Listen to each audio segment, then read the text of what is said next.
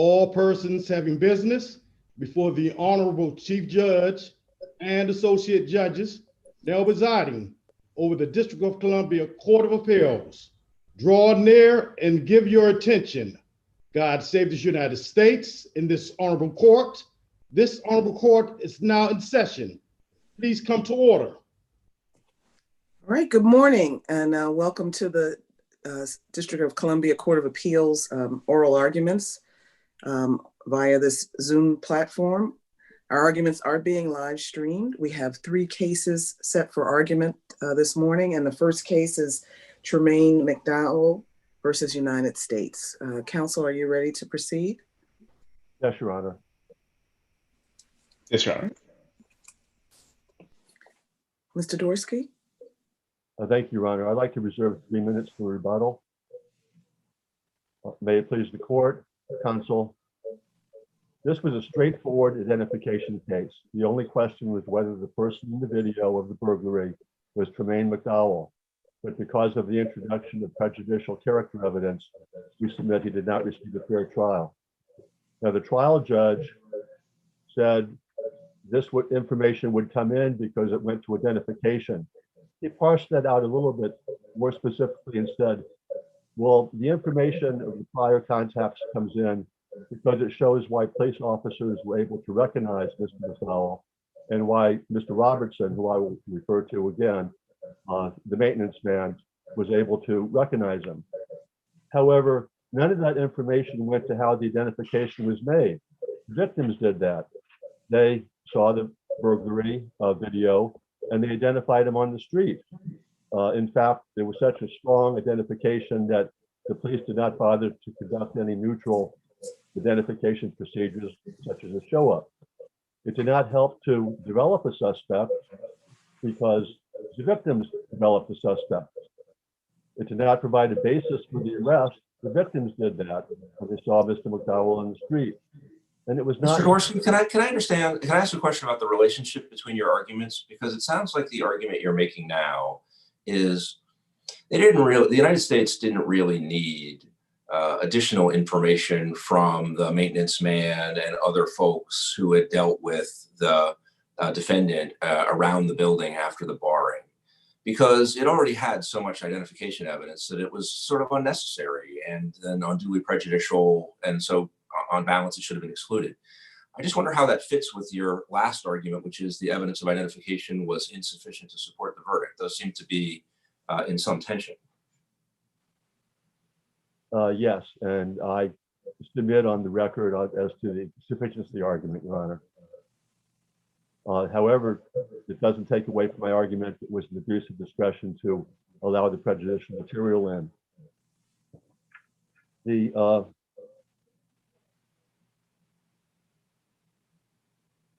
The government argues, and the court said, that Drew and Johnson did not apply because this was not in the minimal nature of a criminal offense. And I submit that's a disingenuous argument. The government argues in its brief that, well, the police interact with lots of people, but I submit everyone knows that the police don't take pictures of you and keep them from 2013 and 2015 unless there's some kind of problem. And barring notices aren't issued because there's no problem. There's always a reason for a barring notice. The government cites the Rodriguez case, the 915A second 386, as precedent to show why prior contacts are admissible. But the Rodriguez case sets out a couple of tests. The first one is the evidence of prior contacts probative or relative to the issue of identification? I submit it was not. Secondly, did it aid the jury in making the identification? Well, to a degree, I suppose, if you ignore the prejudice, ignore the cumulative nature of that evidence. But the identification by the police offered nothing more except to increase the prejudice by putting the imprimatur of the police on the identification.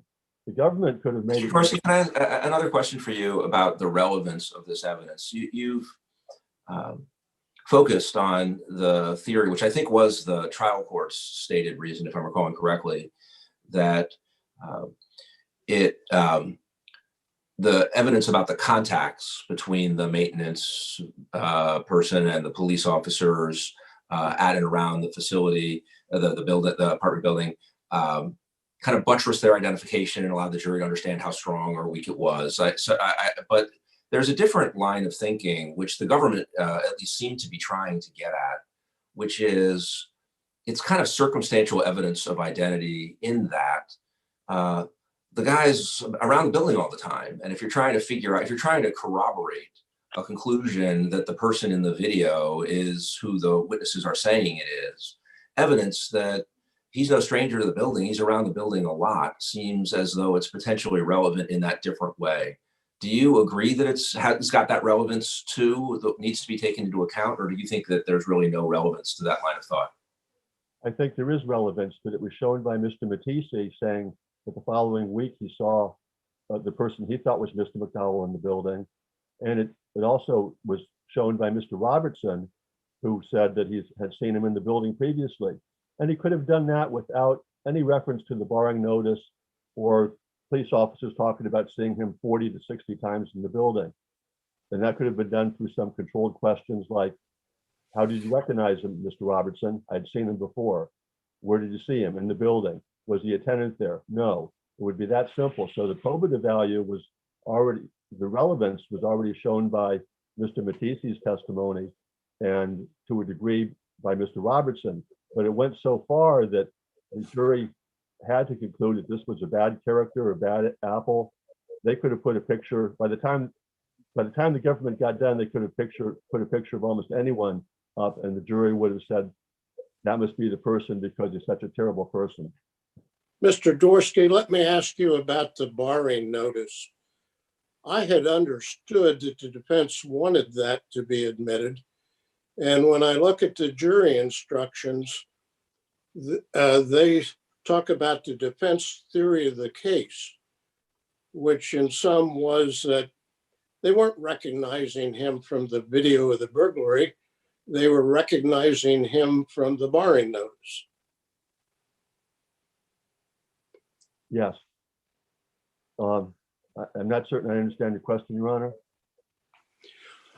I understood you a minute ago to say that it was impermissible or prejudicial to put the barring notice into evidence or to refer to it. I thought that the defense said, we're good with that. In fact, they incorporated it into their defense theory of the case.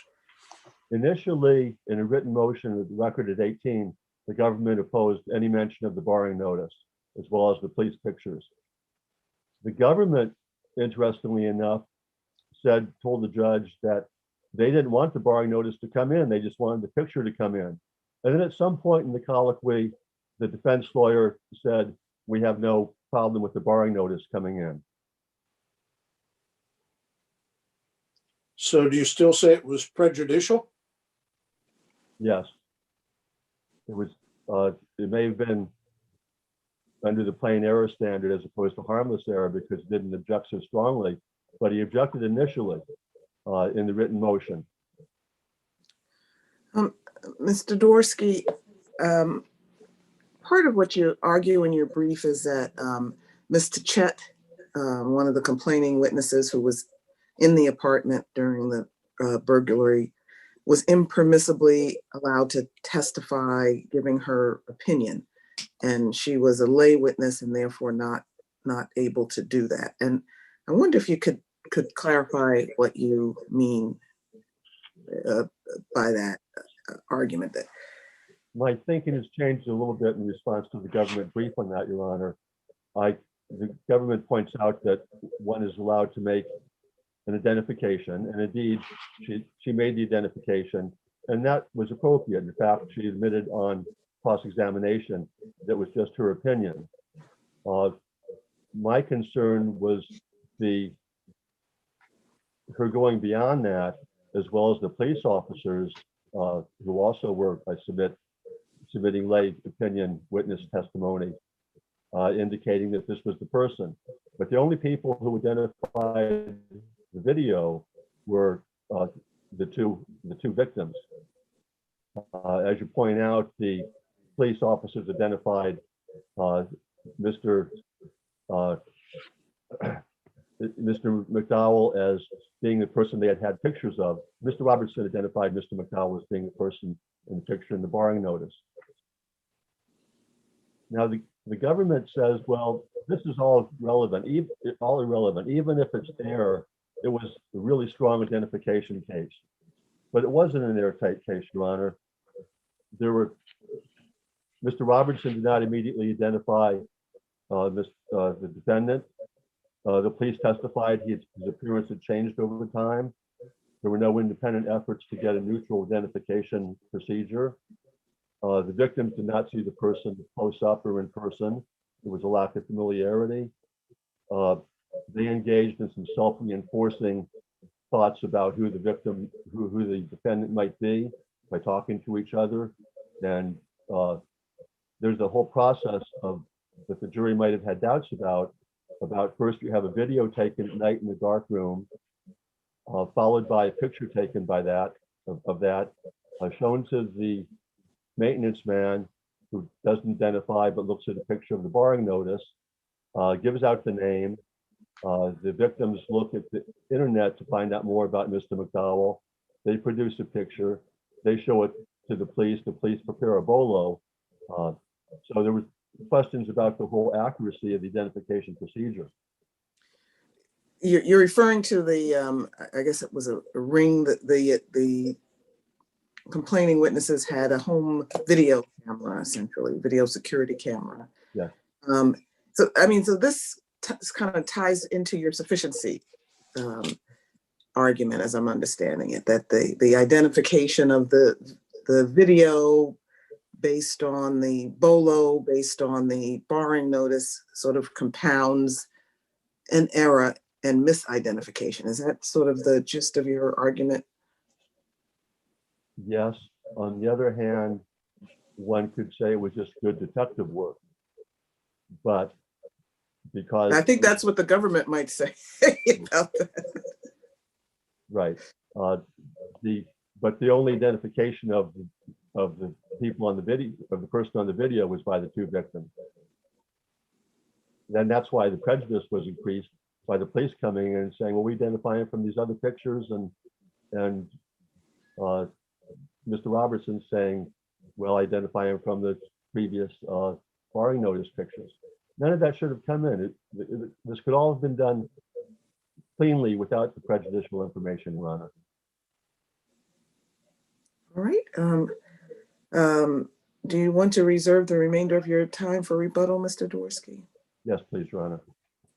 All right, thank you. We'll hear from Mr. Hahn. Thank you, Your Honor, and may it please the court, Brian Hahn for Appellee, United States.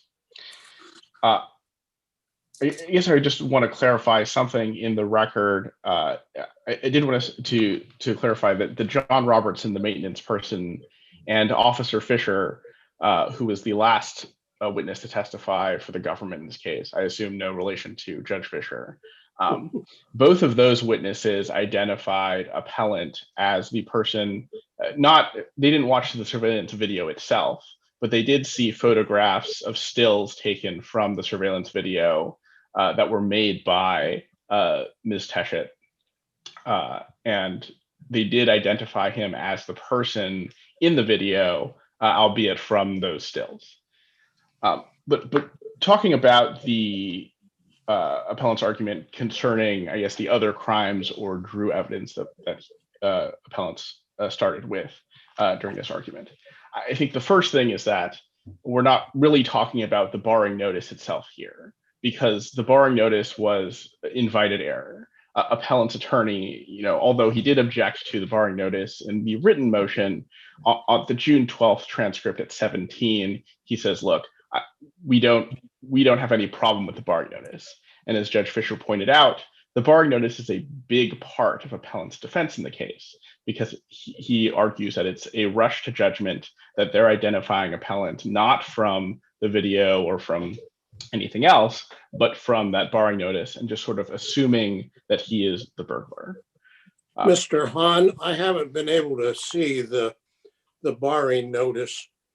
Does it identify the reason why he was barred on that earlier date?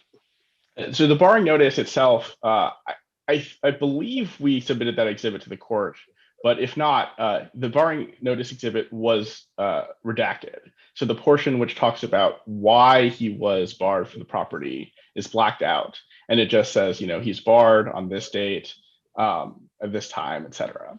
And then there's a second page to the barring notice that has a photograph that was taken at the time. And so, the trial court discussed this with the parties before trial, and the government said, look, we're not trying to admit anything about why the barring notice was admitted, or why the barring notice was issued, sorry, just the barring notice in the photo itself. And then even if this court doesn't believe that, it's invited error, it certainly is plain error. And under the Hay case, where there is a property manager who testified about prior incidents where the defendant was barred at that particular location, it was admissible under Johnson to show the property manager's familiarity with the defendant in that case, show how the property manager could identify that person, and therefore was admissible. Mr. Hahn, I wanted to ask a little bit about the any lingering concerns about Mr. Chet and Mr. Mattisi's ability to offer any opinion about the identity of the appellant simply from viewing their home ring video. Has the government sufficiently laid a foundation similar to what we've laid out in our Vaughn and Saunders cases about when it might be appropriate for that kind of testimony? I mean, essentially, they're looking at a video. They didn't see the appellant at all. And so based on that, what probative value is there to their alleged identifications of him on the video? So when we're talking about the identification by the victims themselves, I think that the court, Judge, you're looking at it in the right way in terms of the foundation. And I think that it's sort of difficult because this is not precisely a Sanders situation. This is more like a second sighting, because it's not that there is a witness who watches a video and looks at the person in the video and says, oh, I know that person. I have known them for a while. It's sort of the inverse or the converse. I'm not sure which one, but it's that somebody watches a video, and both witnesses testify that they study the video, especially the parts where appellant approaches the camera very closely and you can see shots of his face. And it is from that study that they are able to identify him when they see him, Mr. Mattisi, a little bit later in the parking garage, and then both victims about a month later when they pass him on the street. And I think that foundation is laid when they study that video and when they look at that. I think Ms. Teschett describes it as she rewatched the clip multiple times, that she focused on his face, and every time he came closer to the camera. That's the June 19th transcript at 5:49 to 50. Mr. Mattisi says he studied the video, he studied the clips of his face and the way that he moved. That's the June 20th transcript at 43. And so, as the prosecutor argued in closing, people can reasonably identify people when they see them in clips. I imagine that if somebody watches this argument and watches it over and over and over again, they might be able to identify, me or Judge McLeese or Judge Fisher, if they pass. Or maybe they'll stop. Maybe they'll stop you on the street and say, "Hi, Mr. Hahn. Just saw you on YouTube the other day." Is that your theory? Yes, Your Honor. I wouldn't say that I'm a celebrity, but I think that people who are famous, for example, they get this all the time. Somebody recognizes them from seeing them in video format, whether or not. I'm having difficulty fitting what you're saying today and said in your brief under the umbrella of our decision in Sanders. Why wasn't the jury equally equipped to do that? Send them back to the jury room and say, play it as much as you want, and then tell us whether it's the same guy or not.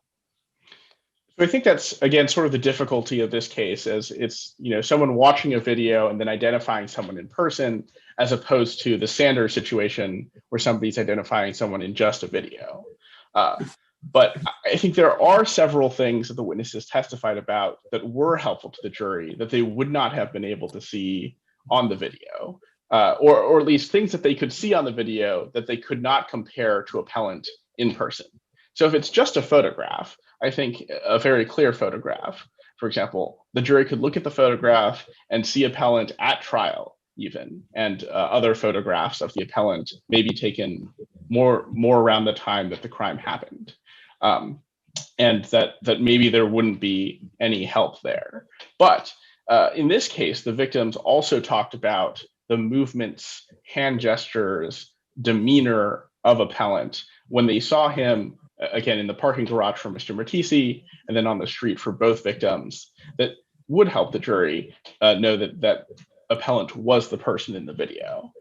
So on the June 20th transcript at 497 to 98 and 511 to 512, they talk about his mannerisms and his hand gestures.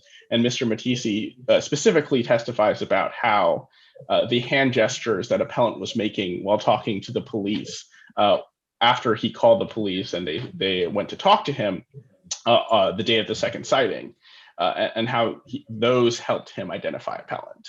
And on the June 19th transcript at 326, June 20th transcript at 483 and 497, one of them is Ms. Teschet and the other is Mr. Matisse, who testify about his gait and his demeanor and how they studied that on the video and how that matched when they passed him on the street.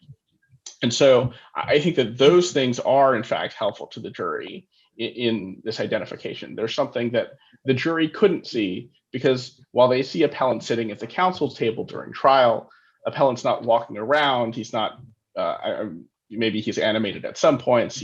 There's not that much in the record about how appellant is moving, but he's not walking around. It's harder to see his mannerisms.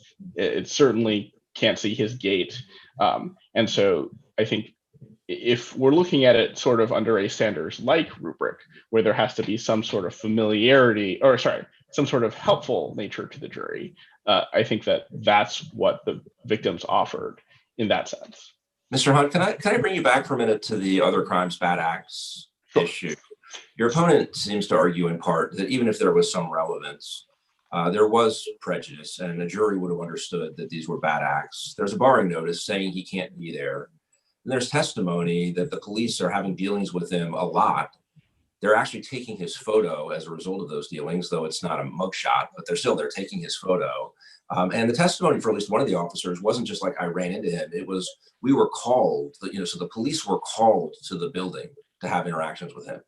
And so it seems like your opponent has a reasonable argument that, a jury would understand from all that this is bad conduct. He's not supposed to be there. He's there again and again. The police are being called to deal with him being there again and again, and they're taking his picture. That seems, why isn't that evidence that would be to a degree prejudicial and would imply that he's doing what he shouldn't be doing? First, just to clarify a factual matter, I think my review, at least of the testimony, is not that the police did not testify they took the pictures, only that the pictures were fair and accurate representations of him on the days that they saw him. So there wasn't no explicit testimony, at least, that those were mugshots or even that the police took those pictures. Or are you suggesting that the jury would have drawn any other inference? Certainly they weren't mugshots. They don't look like mugshots. They're not described as mugshots. So that's for sure. But it would be quite a coincidence if somehow on the days that the police were dealing with the person, there was are you saying that the pictures weren't located in time? So it's just like a free floating picture and the evidence was, well, I'm going to show you a picture. I'm not going to tell you when and where it was taken. And that was what the person looked like on the day in question? Or is it, I thought it was pretty clear that the photos were taken on the day that the police were having an interaction with him. Am I misrecollecting?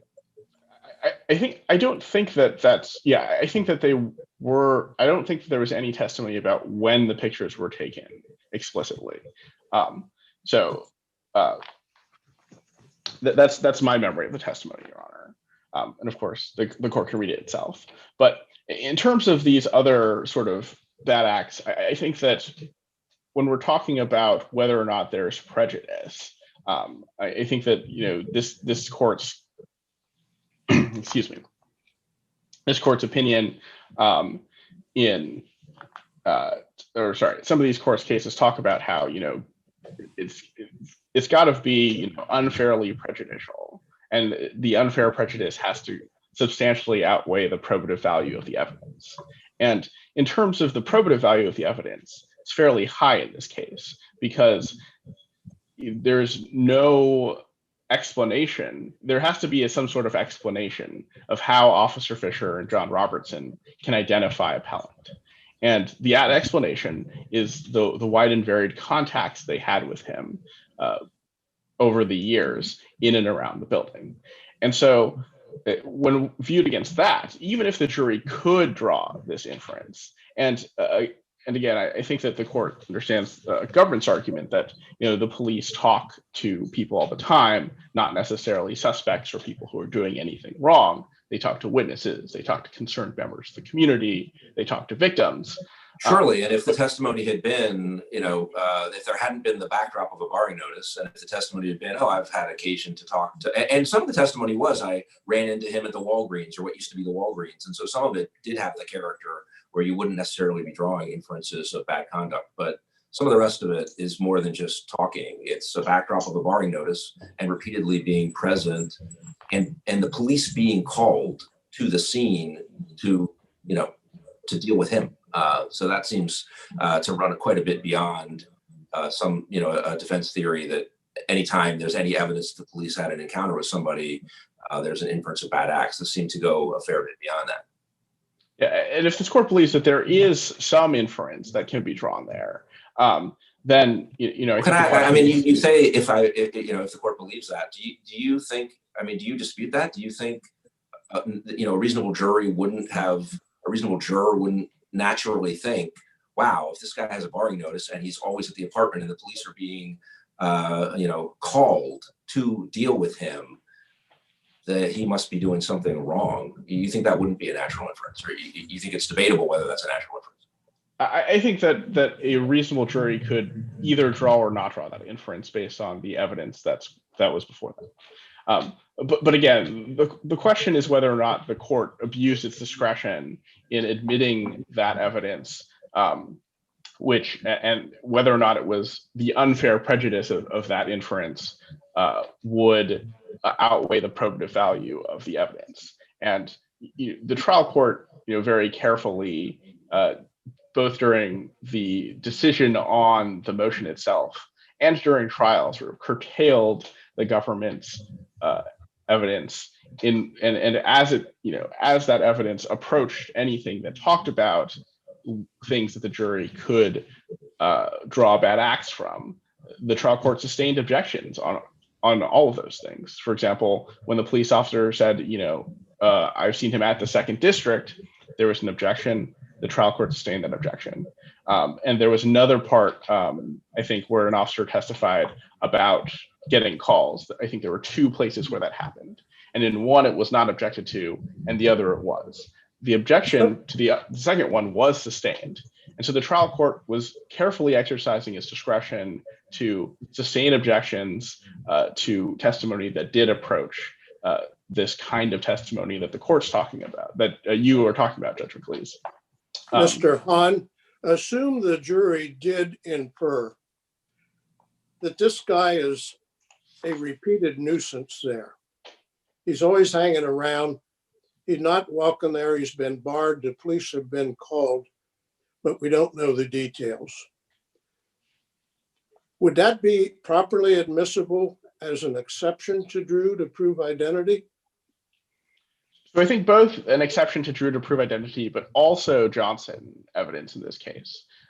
Again, now I'd point the court to the Hay case where the idea is that we need to be able to explain to the jury or the fact finder, I think Hay was a bench trial, how these witnesses can identify the defendant. And in this case, that was how they could identify him. the police because of their repeated interactions, and specifically Officer Fisher because of his repeated interactions with appellant in and around the area, and also John Robertson because he runs into appellant. And I think that John Robertson talks about, for example, running into appellant shaving in one of the common area bathrooms, and that's something that stuck out to him. And I don't know that that's in particular a bad act. That's more like sort of the very strange conduct that this court held in Wheeler that did not fall under the ambit of Drew. But again, even if it does fall under Johnson, or sorry, under other bad acts evidence, it's admissible under Johnson. And even if it's not Johnson evidence, it's admissible under the identity exception in Drew. All right. Thank you, Mr. Hahn. Is there anything in summing up your argument that you would like to add before we go back to Mr. Dworsky's for his rebuttal? No, Your Honor, I just asked that the court affirm the convictions of appellant. All right, thank you. Mr. Dworsky, I think you had 3 minutes left for your rebuttal. Thank you. A few things to say, Your Honor. The pictures were identified, Judge Fisher, as being taken in 2013 and 2015. Judge Blackburn-Rigsby, when I talked about good detective work, that detective work was all irrelevant because, again, as I started out to say initially, the identification was totally based on the victim's identification. It had nothing to do with the police subsequently saying we identified him in the picture. Judge Fisher did not Drew evidence. The judge did not allow it, did not permit it, and he did not call it through. The government did not call it through. And I think it would not be appropriate for the government at this time to change its position and say it is Drew. Further, it's not Johnson evidence. It doesn't explain the surrounding circumstances. All the facts as per review of the Johnson case. That is pretty often evidence that related to the circumstances. Here it had nothing to do with the circumstances except that Robertson identified him as being in the building previously, but that was also done by Mr. Matisse.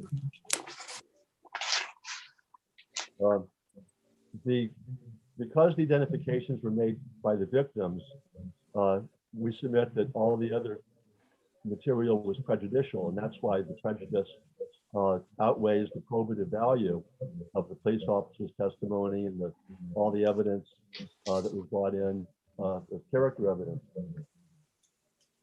Finally, well, two things more. We would submit that the jury was in the best position to make the identification, and this really impaired the jury's judgment and influenced the judgment, swaying the outcome of the case. I know it's not technically appropriate for me to mention another issue because it is rebuttal, but I talked about the commentary made by the victims about the video. And it also relates to the rebuttal point, which is Mr. Hahn says they were able to identify him through gestures and his gait, but in cross-examination, they admitted that what they saw in the video of someone going through the apartment, what they saw, Mr. Matisse saw in the parking lot of someone running away, and what they saw of Mr. McDowell on the street were totally different walks and gaits. On the commentary issue, I brought that up because I don't see a clear, bright line about what people can say when they view videos. It might be best for them to say nothing and just let the video be shown to the jury so it can draw its own conclusions, or limited to merely factual descriptions. But when they got into what Mr. Hahn says is sufficient additional detail because they were familiar with the apartment, their suppositions about what was going on, we suggest were not appropriate. And we're asking, I would ask Your Honor to consider making some kind of bright line rule of what people can say when they look at videos. All right. Your Honor. Thank you, Mr. Dworsky. I'd like to thank both counsel and for your brief and your arguments in this case, and we will take the matter under advisement. Thank you. Thank you, Your Honor. All right, and counsel, at this time, you're free to exit our virtual courtroom. so that we can admit the counsel for the second argument. Thank you.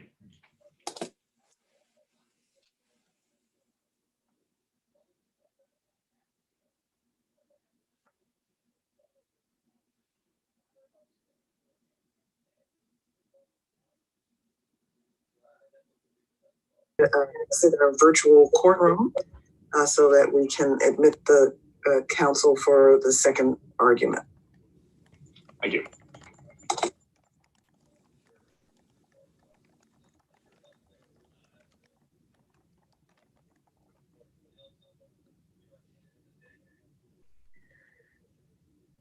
All right. Good morning, counsel.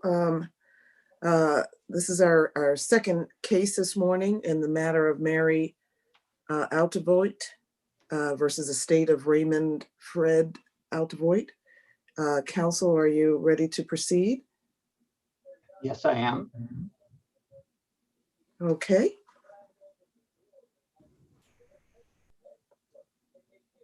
Could you state your name for the record, counsel?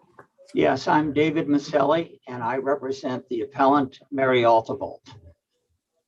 I'd like to reserve 3 minutes if possible. I want to apologize for the fact that my voice is a bit raspy today. Mary is appealing a summary judgment ruling by Judge Gerald Fisher of the Superior Court issued on August 28th, 2018. When the decedent Raymond Fred Altevoet, Mary's former husband, died in 2016, a property in the District of Columbia at 1948 3rd Street Northeast was still titled in both of their names. Excuse me, Mr. Maselli. The judges have all studied the briefs very carefully, and you don't have a lot of time. Sure. Can you clarify one thing for me? This case is in a really odd posture, and it seems at bottom a breach of contract case. Why was it not litigated as a breach of contract case? Well, it was brought by the estate, and they did not bring it as a breach of contract case. In fact, in our brief, we argued that under Maryland law, which we think governs, there were 2 options. They could have sought a contempt action against Mary in Maryland, or they could have filed this as a breach of contract case. They did neither. Instead, they filed a case. I've seen some documents generated by your predecessor, which seem to say the statute of limitations was a bar. So that your predecessor had asserted a statute of limitations problem. And in response to that, the estate litigated in this fashion. Well, the estate still could have brought a contempt action in Maryland. Mary lives in Maryland. Raymond lived in Maryland. The initial estate was in Maryland. Can I ask you a question about your statement that Maryland law governs? I get the point that under the settlement agreement, if the issue is sort of how to interpret the settlement agreement, the Maryland law would govern that. I'm not sure Maryland law and DC law would vary about how you would go about doing that, but I get that part. I guess what I'm less sure about is if an action is brought in the District of Columbia and the issue is what procedures, what court procedures are available to assert the rights that one might, again, applying Maryland law might exist. So more like remedies and court procedures. What makes you say that an action brought in DC would be limited to the remedies that Maryland law might provide in terms of how you could go about procedurally protecting the substantive right that your opponent argues and the trial court found arose from the settlement agreement? Why do you think that Maryland law governs in that respect? Well, I think that Maryland law governs because it is a Maryland contract. Well, it's also DC. I mean, it's real property located in the District of Columbia, and so there is a there are some limits on what Maryland can do with respect to real property located in the District of Columbia. So in terms of, again, what procedures are available or what remedies are available, it seems to me less clear than your statement suggested that Maryland procedures and remedies would govern if one determined as a matter of Maryland law that the settlement agreement created a right in Mr. Altevoigt and subsequently the estate. Well, this court has actually addressed that issue in Hairston versus Hairston, where it held that where you have property in the District of Columbia that is owned by non-residents and there is a non-resident divorce, that you treat that as if it is a tenancy in common. And from there, you apply the law of the District of Columbia. Well, no, but again, if Maryland law, if interpreting the substantive terms of the agreement, if Maryland law is correctly understood to say that that settlement agreement created equitable title in Mr. Altevoigt, then that seems like a different situation than in Hairston. And so I agree with you. The first issue, in a way, is under Maryland law, what did the settlement agreement do about the rights of the parties to this property? And just focusing on that, your opponent relies heavily on paragraph 16 of the settlement agreement, which says if there's an earlier promise to provide a deed in exchange for $28,000, and there's language about giving up rights and interests and the like. But paragraph 16 says that the parties are going to make, execute, and deliver documents and contracts that are necessary to effect the other promises. And I'm paraphrasing the other promises in the settlement agreement. And then it says if either party doesn't, this agreement shall constitute an actual grant, assignment, and conveyance of property and rights in such manner and with such force and effect as shall be necessary to effectuate the terms of this agreement. So your opponent argues that as a matter of Maryland law and DC law, I think both, that all these provisions taken as a whole mean that even without surrender of the deed and even without payment of $20,000, as soon as the settlement agreement was signed and then was, not merged with, but adopted by the Maryland court, equitable title to this real property was vested in Mr. Altevoigt. Do you think that's wrong? And if so, why? Yes, I do think that's wrong. And I think that's wrong because of the fact that it's the law in both Maryland and the district that when parties are divorced, their tenancy by the entirety becomes a tenancy in common.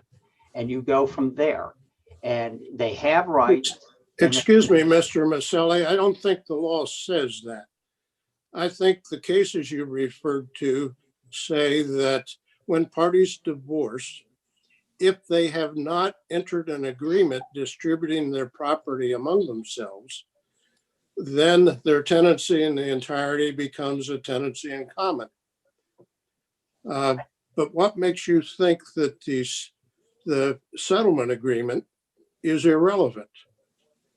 I don't think the settlement agreement's irrelevant, but I think both Siebold and Hairston provide the framework for how you go about adjusting this.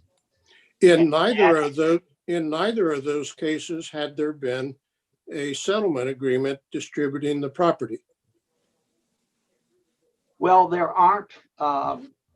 Actually, I believe that in Hairston there was, but I may be wrong, Your Honor. What about the case of Bruce v. Dyer?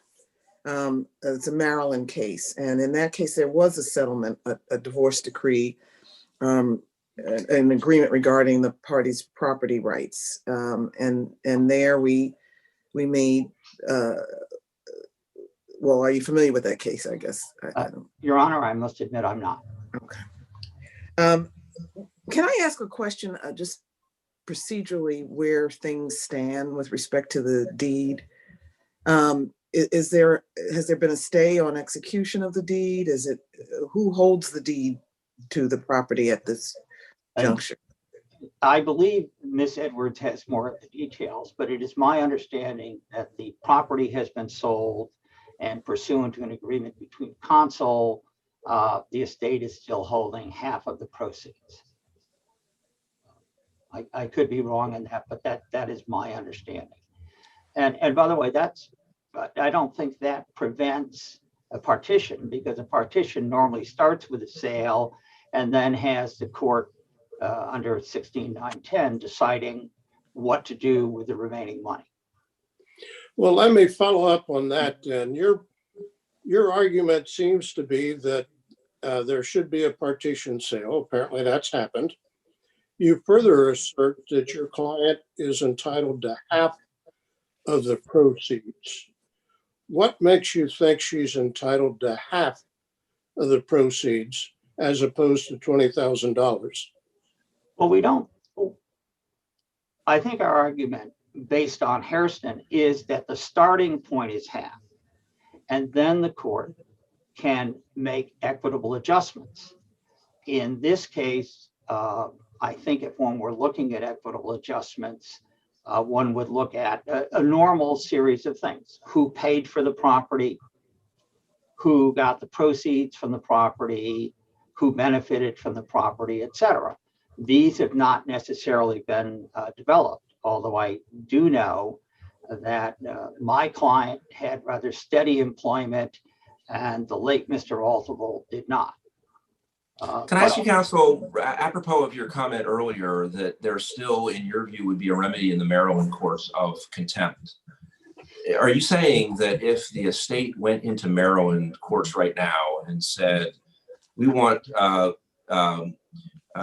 you to compel compliance with the settlement agreement that is reflected in court order, and in particular, what that means is we want Ms. Altavold to surrender the deed, and we're willing to pay $20,000, and you should order that to happen on pain of contempt. And if Ms. Altavold won't do that, you should throw her in jail until she does, or fine her until she does.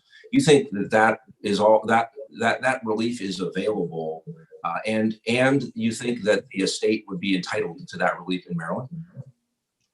I think they would be. However, we've gone through a lengthy proceeding in the district, so I don't know that that's necessary. But I guess what's puzzling to me is if they're entitled to that relief in Maryland, which is quite a bit different from 50-50 partition subject to equitable adjustment, why does it make sense that they're entitled to that in Maryland, but it's that a completely different substantive outcome is required because this is being litigated in the District of Columbia? That seems to have the substantive outcome be very heavily affected by the jurisdiction in which the matter is being litigated. Well, that's not unusual, but a contempt action is also subject to contempt defenses, which are equitable in nature. But the contempt would try to order your client to do something which he's apparently already done. So what's the point of contempt? Well, there is not a point of contempt now. I mean, it's technically allowable, but it's not, if we'd gone back 3 years, they might have been able to do it. How do we apportion the proceeds of the sale? Does that go back to Superior Court Judge Fisher as a continuation of this case? Yes, I believe it does. I would like to reserve the balance of my time if possible. Okay, thank you. Ms. Edwards, on behalf of the estate. Submit, please. My name is Valerie Edwards. I'm here for the appellee, the estate of Raymond Altavold. And I think this case is a very narrow issue of law here. And I'd like to just, before discussing any of the facts or the other legal claims that we made, I'd like to address one of the questions that was asked earlier of Mr. Maselli, and that is, why didn't we bring this as a breach of contract case? And I think that's a very interesting question. It's something that we certainly struggled with. What is the best forum to enforce the rights of the parties in this case? What is the best court to answer these questions? And from the position of the co-personal representatives, they did not take a contentious posture toward Mary Altavold. The question was, what are the interests in this property? We have this agreement at the time we brought the case, we didn't know if the agreement's enforceability was contested. It turns out that it is not. The parties do not dispute the enforceability of this agreement.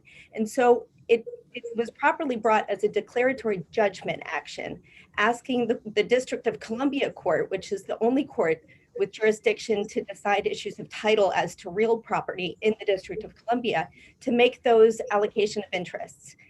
In construing the enforceable and undisputed valid in agreement that the parties privately entered into in the Maryland divorce proceeding to declare their equitable interests in the property.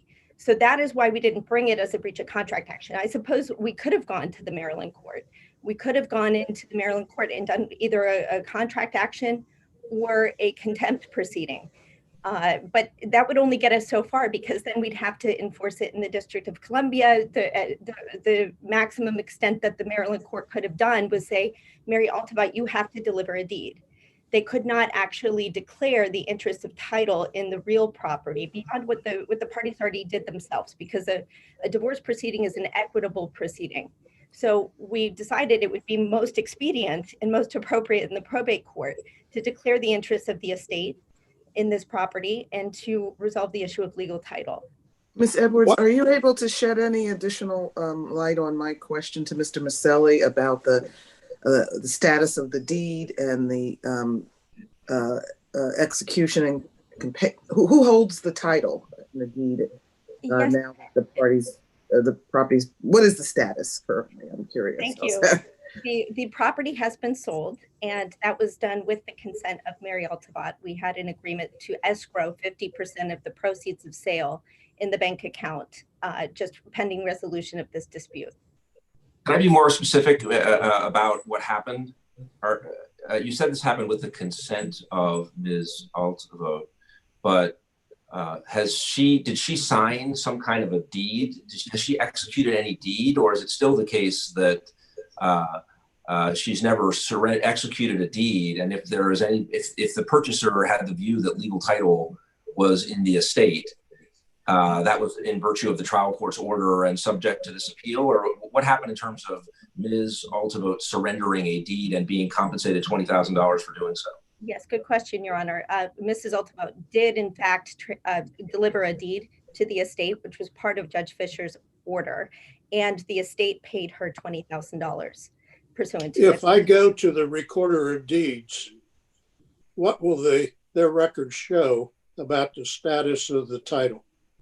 Well, it's now in the purchaser's name, but prior to that, we had recorded the deed from Mrs. Altabot to the estate as to her 50% interest. Is there a list pendants or any income? Is there a list pendants or any other encumbrance on the deed to the property that was purchased by the new purchaser now? No, Your Honor. All of the clouds on title have been cleared, and title was transferred to the subsequent purchaser free and clear. It was an underwriter had cleared title on that. So I'm trying to think through whether that raises any questions of mootness for us, because what was being specifically disputed was an order that required certain things to happen. Those things have now been done even while the appeal is going on. Now, I know there is some, like a separate contract, I gather, some kind of agreement between the estate and Ms. Altabot that we haven't seen that may mean that the disposition of this appeal would have implications for what happened under that contractual agreement. But I start getting puzzled about the extent to which the legal issues we're being asked to address have been mooted out by these various voluntary agreements. And relatedly, I'm a little puzzled about what relief you think we could or should order if we were to agree with your opponent that the trial court's order was incorrect. Your Honor, perhaps I have confused the court, but there is no agreement beyond the divorce agreement that is being litigated between the parties. So what happened is we agreed to liquidate the asset. Mrs. Altabot had known that the estate was going to sell the asset, had said, okay, you know, I'm not going to put any obstruction to the sale, just hold 50% of the proceeds that would be my 50% of the proceeds if I prevail in escrow. And so we're holding that. So there is still a very judiciable dispute between the parties in terms of the 50% that the estate is holding instead of distributing to the beneficiary under the will. Is Well, the I- 50%, would her 20%, I mean, her 20,000 be deducted from the 50%? Or the 50% of the proceeds would be in addition to the 20,000 that has already been paid to her? Well, if Mrs. Altabot were to prevail on appeal, then she would have, then this court would essentially say that her interest in the property was not bare legal title.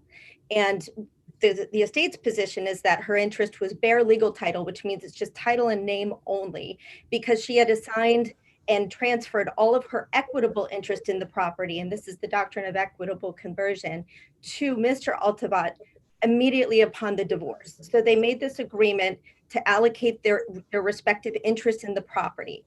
And under that agreement, she said, I transfer my equitable interest to Mr. Altabot. I will then give him a deed so that we can reunite the legal and equitable title, because a Maryland divorce proceeding could not say that legal title to DC property is vested in a particular person. Only a DC court can do that. So I think I understand all that. And I think that I get the idea that if you were to prevail in this appeal, we could issue an order affirming, and then nothing else would need to happen. The funds that were in escrow would be appropriately kept by the estate, and none of them would have to be distributed. And they had $20,000 in the surrender of the deed have already happened. So I can see what would happen if we were to affirm. If we were to conclude that the trial court was wrong and the trial court really lacked authority to require surrender of the deed, and that's in exchange for $20,000. Can you, I'm a little puzzled about what order we should issue and what the trial court thereafter should do. Because your opponent says, well, it's not really a 50% interest that he has, that his client has an absolute right to. It is as 50% is a starting point. And there would have to be factual litigation and equitable adjustment about who was really equitably entitled to what share of whatever, I guess, proceeds there were from the sale that has occurred post the trial court's judgment. Is that what you think should happen if your opponent lost or to prevail? We should issue an order that would say, well, A, we reverse, but B, we're not gonna, we're not gonna unwind this transaction that has occurred, and nobody's asking the trial court to. But instead, trial court, what you need to do is to have some further factual proceeding where the parties try to prove to you what percentage of the total proceeds from the sale that subsequently occurred should be awarded to the estate, and what percentage of the proceeds should be awarded to Ms. Altabot. Is that what you think we should do? Well, certainly if the court disagrees with the interpretation of the contract, the divorce agreement that allocated those property interests, then you would reverse the summary judgment order saying that these are the interests. The sale wouldn't need to be unwound because the property's been liquidated, and it's just a battle over the proceeds at this point. So the deed from Mary Altabot to the estate really would not be any sort of problem. And the $20,000 that the estate paid to her could be credited toward whatever interest she would ultimately have. So, shouldn't that be Counsel- part of the probate proceeding below? Why is that issue about the proceeds of the sale of the property one that is properly before us on appeal? Isn't that quintessentially the essence of the probate proceeding before Judge Fisher of the Superior Court? well, Judge Fisher ruled that the interests in the property were that the estate had 100% of the beneficial interest, meaning that they were entitled to 100% of the income, the proceeds, the value of that property, and that Mary Altabot only held bare legal title, which was in name only. So she was entitled to 0 of the proceeds. And just because the asset's been liquidated at this point following the summary judgment entered by Judge Fisher doesn't mean that it's not the same issue before this court, which is whether or not that declaration of interest in either the property itself or the proceeds of the sale of that property were properly decided. Let me ask you to focus on the second part of Judge Fisher's ruling, which was that Mary had been unjustly enriched. And in order to cure that, she had to transfer title. That's been done. And the estate had to pay her $20,000. So explain to me how back then Mary had been unjustly enriched, considering that she had not yet received the $20,000? Yeah, thank you, Your Honor, for your question. The unjust enrichment was not based off of the $20,000 as the benefit. The benefit that she unjustly retained was the legal title. So she was obstructing the estate's ability to do anything with this property, and specifically to transfer it to the beneficiaries of that property identified in the will. So the $20,000 payment was actually a subsequent separate provision in the divorce agreement. And there's a little bit of confusion on this point, but if you read the agreement, it says separately, Mary Altabot would transfer her title, interest, and right in the property as a transfer incident to divorce. So incident to the termination of the marriage, which occurred as soon as that divorce agreement was final. Then Mary Altabot was separately obligated under the agreement to deliver a deed, and that is just an action, which is the maximum extent that the Maryland court could order for her to unite the legal and the equitable title to the property. And then separately, 30 days from that delivery of the deed, Raymond Altabot was to pay her $20,000. What you have just said might undercut your argument that equitable title had been transferred immediately upon the granting of the divorce. If the transfer of title was, as you say, to be in a separate clause to be executed later, subsequently, then how could the equitable title have transferred immediately? Because the divorce proceeding is an equitable proceeding. And so you have in real property separate equitable title and separate legal title. And the Maryland court could not exercise any jurisdiction on the legal title except to direct somebody to do a deed.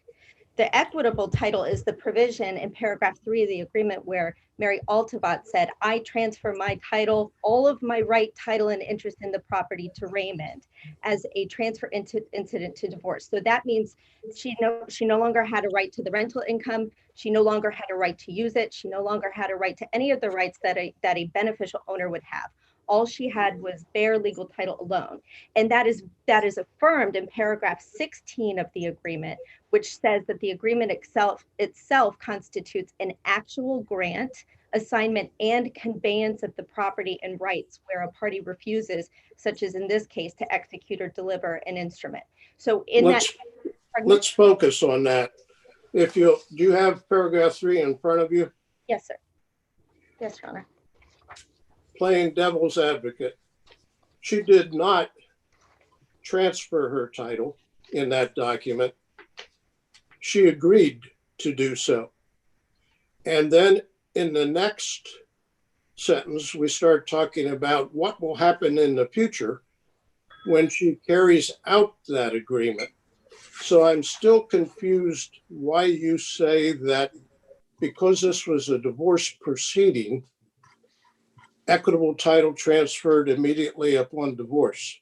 That's an excellent question, and I'm very glad you asked it, because at the time that this agreement was entered, the parties were separated. They had not had a divorce yet, so they signed the separation agreement, and that's where the language "wife hereby agrees to transfer and convey all of her ownership rights, title, and interest in as a transfer incident to divorce." The divorce didn't happen until later, which was that final divorce decree, the judgment that incorporated but did not merge this agreement into it. And so this agreement is a final declaration of the parties' interest in the property, and they did not, under this agreement, have any provision for the continued joint ownership of this property.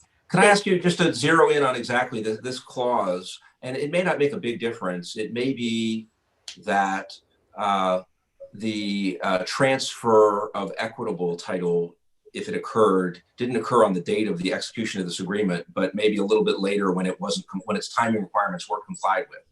But it does say in paragraph 3 that upon delivery of the deed, the husband will waive claims for contribution, and husband will assume a bunch of things. And so all those attributes of equitable ownership seem like they get triggered not on the date of the agreement itself, but on the date of the delivery of the deed. And I think that's part of what Judge Fisher's question is about. which does pose the question of whether it was the date of the execution of the settlement agreement, or whether instead you have to rely on paragraph 16 and say, well, whatever else might be going on, if there wasn't a surrender of the things that we're supposed to surrender to make all this happen, then the agreement itself becomes, transferable of this. That's also an excellent question. And I think, you have to go back to the time that this agreement was signed, which was during the period of separation.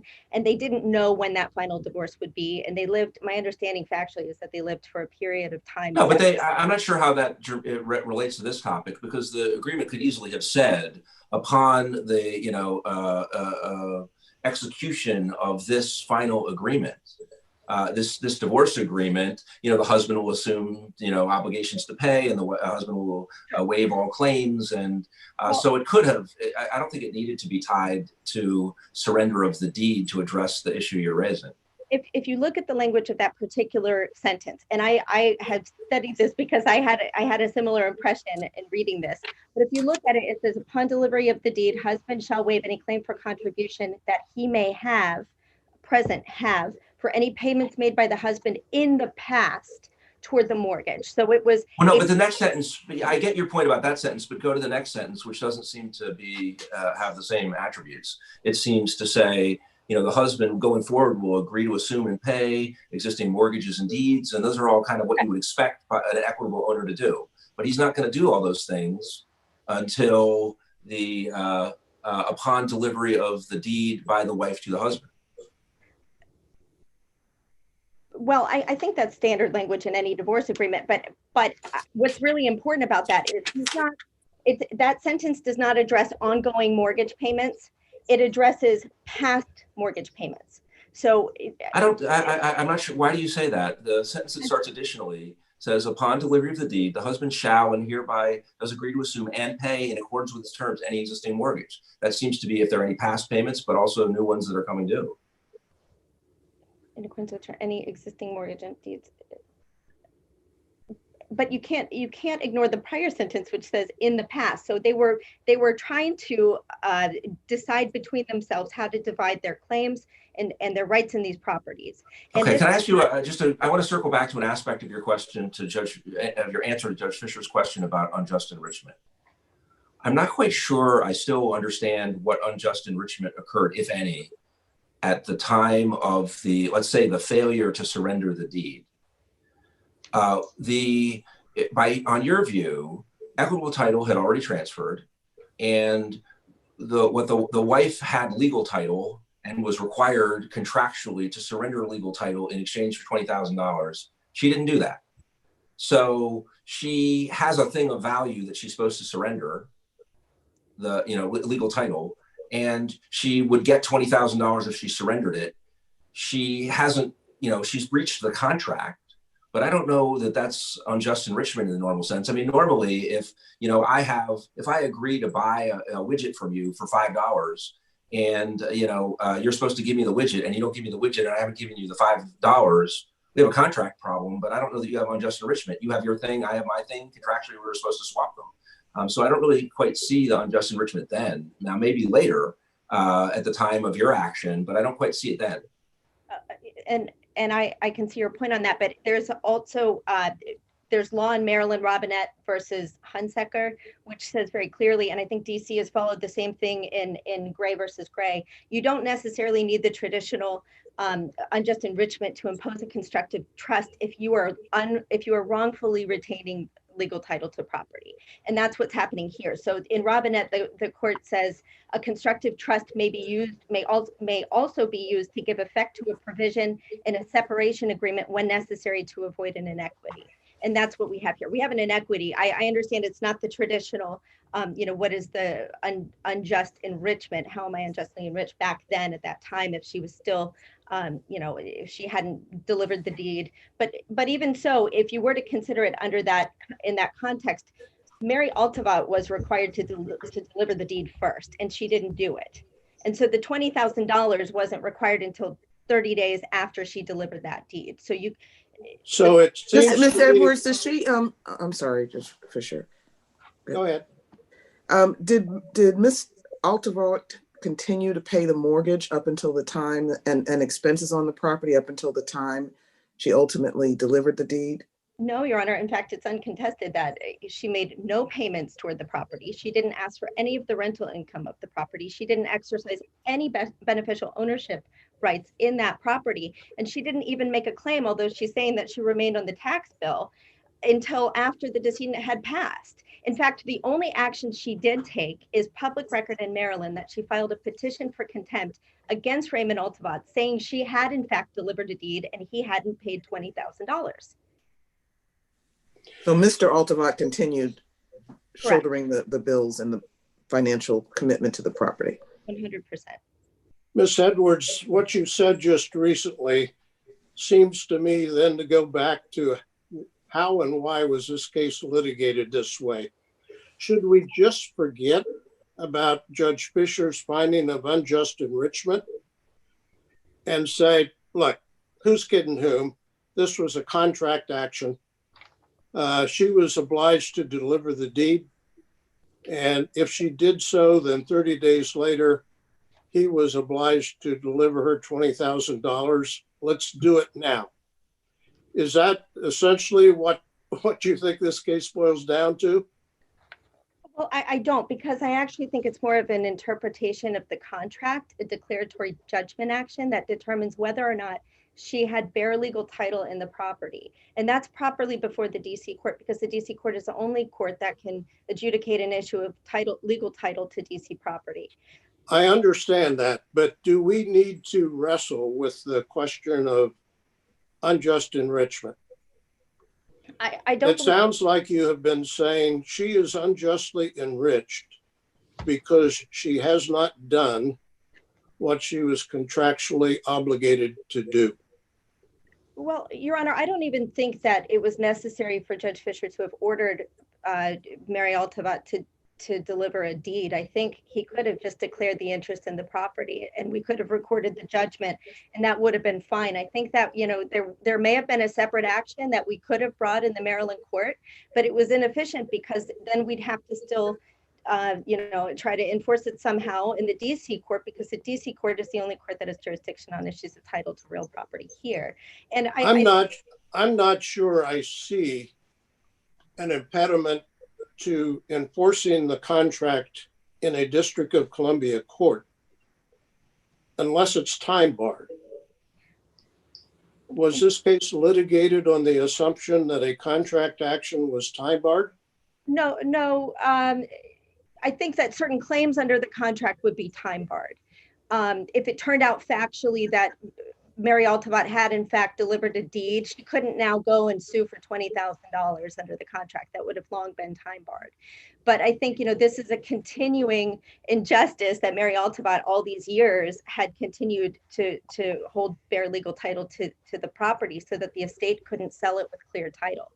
And to address your issue on unjust enrichment, Gray versus Gray, this court said a constructive trust arises where a person who holds title to property is subject to an equitable duty to convey it to another on the ground that he would be unjustly enriched if permitted to retain it. And that is clearly this case, because Mary Altevat had an equitable duty to transfer that legal title over. She had given away all of her equitable interest in the property under the divorce agreement as a contract, and she had no right to retain that. So it was unjust for her to retain it. It was unjust to continue to obstruct the estate's free transfer of that property. Well, the difference between law and equity is one of law's great mysteries, at least to me. So I'm not sure I always know. Couldn't one say that if her obligation to transfer what you're calling bare legal title arose from a settlement agreement that is in the nature of a contract, that her duty was actually a legal duty under contract rather than an equitable duty? Well, I think I don't know that there is a distinction in this case between those two duties, because yes, it is a legal duty under the contract, but it's also inequitable for her to continue to hold it. And that's where these kind of cases that blend between estates and divorce and family proceedings are oftentimes a blend of the two. And this is a perfect example. And I think, we could have gone to the Maryland court. The Maryland court we were not required to. They didn't have exclusive jurisdiction. And the reason why is because the divorce agreement was not merged with the private contract. If it had been merged, then that would have rendered the terms of the contract actually part of the judicial decree in Maryland. We'd have to go back there and do it in a contempt proceeding. But because it was not merged, we could come to the District of Columbia court and just say, you know, under this contract, can you interpret it? What are the parties' rights in this property? All right, thank you, Ms. Edwards. Mr. Maselli, you reserved a couple of minutes for rebuttal, I believe. Actually, I think it was 3 minutes you asked for, so. I'd like to address 3 issues. First, with respect to the contempt petition, it didn't say that Mary had issued a deed or anything. It said it had this rather ambiguous language that she had signed over her rights. And in fact, in her interrogatory answers, 17 and 18 on page 113 and 114 of the appendix, Mary makes clear that what she thought back then was that the contract, the settlement agreement had certain effects. And she believed, I think wrongly, that 30 days after the divorce, she was supposed to get the $20,000. And that's in part why she withdrew that action. With respect to Gray versus Gray, which is cited for the proposition of unjust enrichment, Gray is a case in which there was no written contract, and that's explicit in the case. And the court found unjust enrichment based on the conduct of the parties, but not because there was any contractual agreement between them. And finally, with respect to Robinette versus Hunsaker, the reason the court was able to impose a constructive trust was because under Maryland Family Code 8205, it had the authority to order a transfer of a pension. And when that wasn't done, it then had the authority to impose a constructive trust. But again, Maryland family law did not give a Maryland court that kind of power over the property in the District of Columbia. Can I ask you, I want to make sure I follow an aspect of your point. I'm going to try to make a case simpler than ours to illustrate. So imagine that there's a divorce decree that is agreement that's like this one, where there is, assume for a moment, let's say, I know you may dispute this, that it immediately transfers equitable title and retains legal title in the other spouse. And then it's supposed to be a surrender. There's a contractual agreement, essentially in the settlement agreement, to surrender a deed that would confer legal title 30 days later. And imagine that that isn't done. Obviously, there might be a breach of contract action that could be filed in DC under DC law, and that might be pretty straightforward. Maybe, again, depending on if it's in a settlement agreement and how that was handled by the courts, there might be a contempt action. Are you saying that as a matter of DC law or Maryland law, by analogy, that like a quiet title action, if somebody instead proceeded by saying, look, I want a quiet title in this property, and right now I have equitable title, I don't have legal title, and what I want you to do in this quiet title action is to merge the legal and equitable title by issuing an order and by maybe imposing a constructive trust to merge legal and equitable title. Are you saying that can't be done? The only remedies are in, as a matter of DC law, in a simpler case like that, the only remedies are in contract and contempt? I'm not saying it can't be done. I'm saying that it wasn't done, or wasn't done on a proper legal basis. The basic problem in this case, I think, is that the 3 major legal rulings of the court below, unjust enrichment, its construction of Maryland law, and its use of the Hope case, were all legal error. And so perhaps it could have been done under other circumstances. It wasn't done under this. Are you essentially saying this, Mr. Maselli? Sorry to trouble everybody with these briefs about all these complicated issues. They have now all been overtaken by events. And because the property has been sold a partition by sale has in effect occurred, and the only thing to be done is to go back and apportion the interest as if there had been a partition sale long ago. This is actually count 3 of the estate's original complaint. And it was also the remedy that Mary sought. I understand you wanted that. You didn't get it then from Judge Fisher. But are you saying that all these issues are now irrelevant and a partition sale has taken place and the proceeds have to be apportioned? I think that some of these issues are relevant to the equitable decision made after as part of the partition. Let me just try, I want to see if this is another way of getting at the question Judge Fisher may be asking. Assume that we agree with your opponent's legal arguments and we think, you know what, the trial court correctly, had authority, interpreted the settlement agreement correctly and correctly exercised authority to issue the order that it did. Do you agree that we should affirm if we believe that?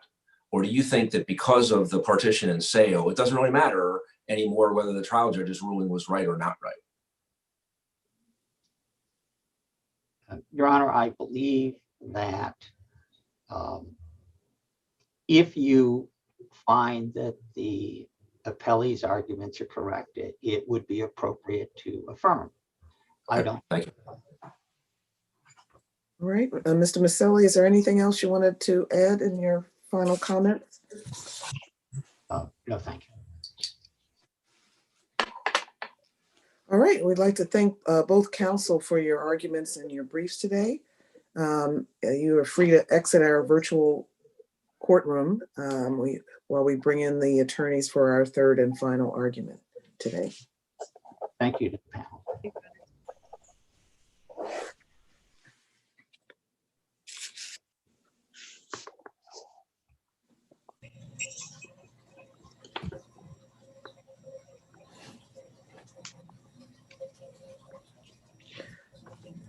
All right, good morning, counsel. This is our third and final case today in the matter of Geraldine Lumby and Carolyn Wilson. Are counsel ready to proceed? Yes. Just one moment, Your Honor.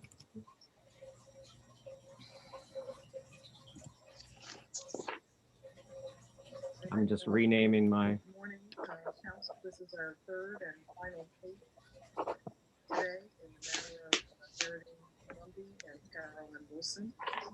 Counsel ready to proceed? Excuse me, I think one of the lawyers has YouTube up. And I do, Your Honor. Would you close it? There's a slight delay, so we're hearing what we just said.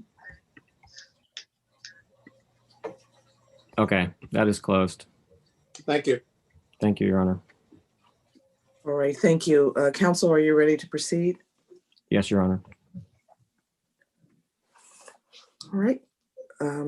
Could you state your name for the record and we'll be ready to proceed. Good morning, Your Honors. Tyler King on behalf of the appellant, Geraldine Lumby.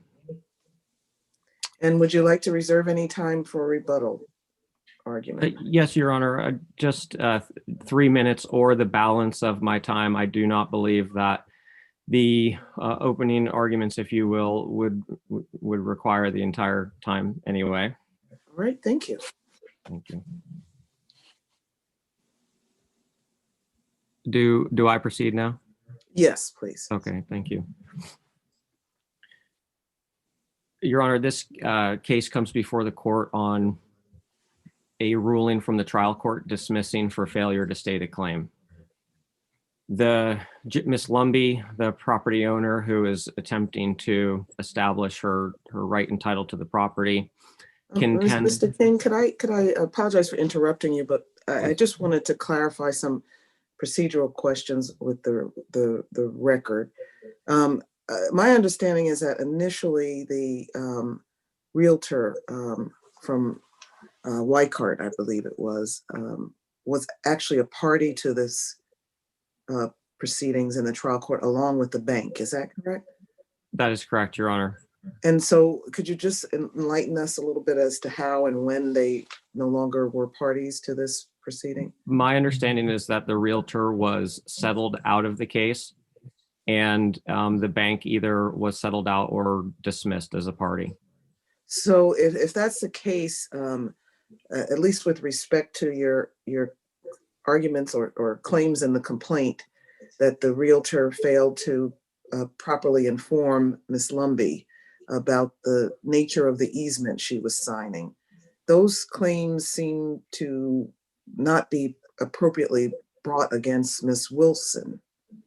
And I'm sorry, we just had a Ms. Wilson in her last case, and I apologize if I. No, it's Ms. Wilson. So they don't seem to have any bearing on Ms. Wilson, and therefore it seems to me that at least with respect to those parts of the complaint, that they were properly dismissed under Rule 12b-6 by the trial court. And perhaps you could start by explaining to us why the arguments or claims that the real estate agent failed to properly inform Ms. Lumbee about the nature of the easement are relevant against or appropriately brought against Ms. Wilson. Well, they are not. Why would they withstand a 12b-6 motion? They are not, and they would not be. The allegations against the real estate agent would have been made in the context of that professional relationship of a real estate agent and a client of a real estate agent. The allegations against Ms. Wilson are made under a different context of a different legal relationship. In this case, the legal relationship between a buyer and seller of property.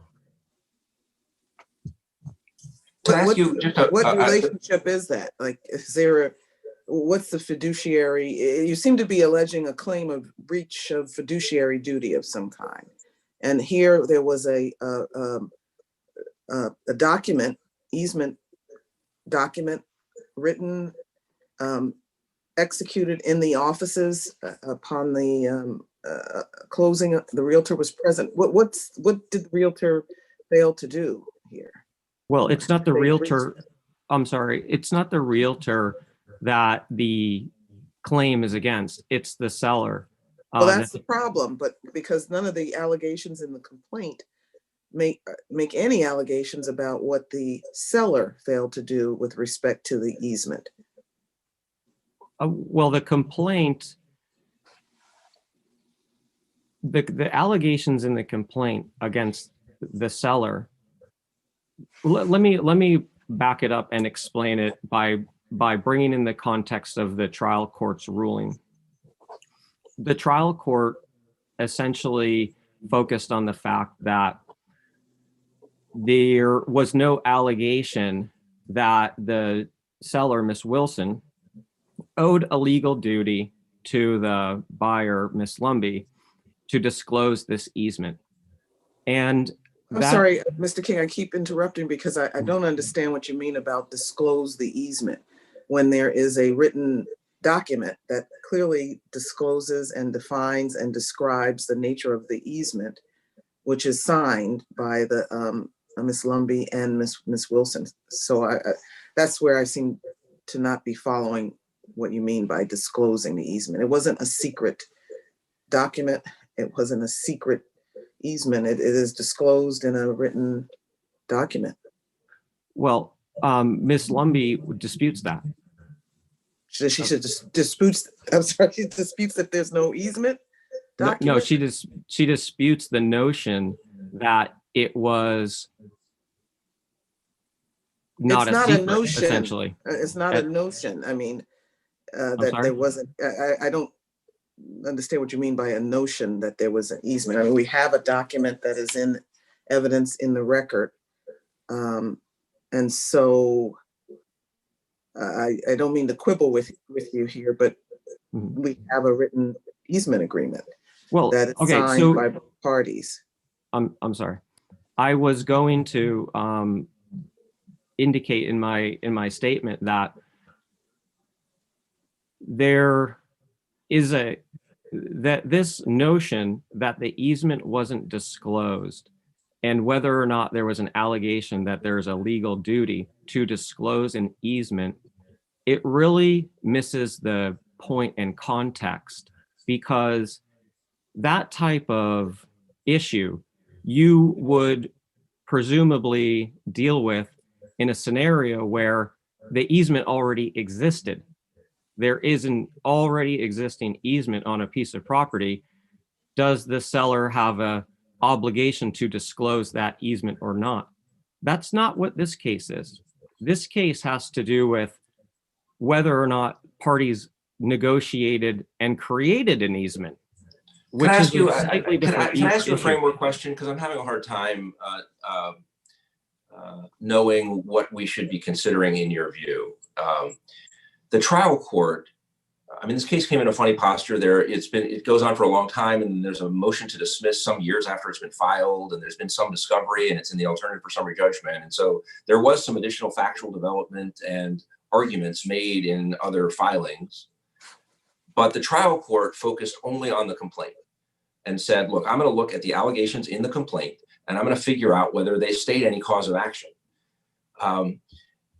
And I get the sense from your brief on appeal that you think that was a mistake, and that the trial court ought to have considered not only what was in the complaint, but also what was kind of implied or alleged in some of the later court filings, like the opposition to the combined motion to dismiss or in the alternative for summary judgment. I'm unsure. Can I ask you? Did you? I don't know if you were the lawyer at the time, but did your client's attorney in the trial court ever say to the trial judge in opposing the combined motion, don't focus only on the complaint. Don't grant a motion to dismiss that is focused on the complaint. We're way beyond that now. You need to be considering the facts as they have been developed in discovery, and you need to be considering the additional arguments that I'm spinning out in my opposition to summary judgment motion. Was that argument ever made to the trial court? Yeah, I wasn't the one who drafted the complaint, but I was the one who opposed the motion for summary judgment.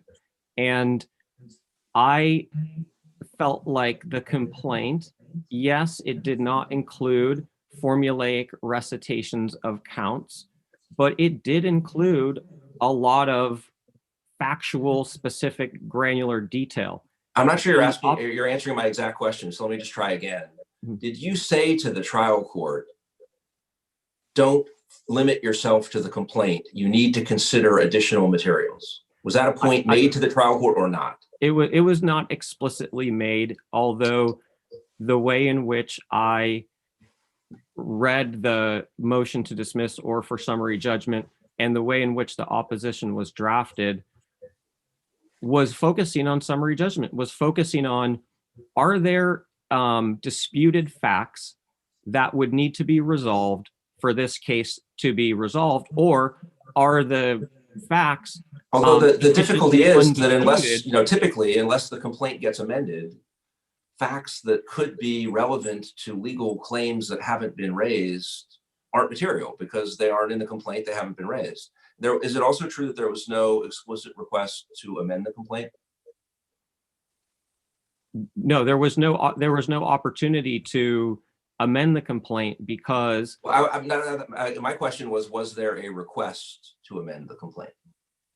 There was no request to amend the complaint. So can you help me for a minute? I realize you will want to say some things that run beyond the complaint, but assume for a moment that you're limited to what's in the complaint, as opposed to what else, other factual information that might have been alleged or developed in discovery.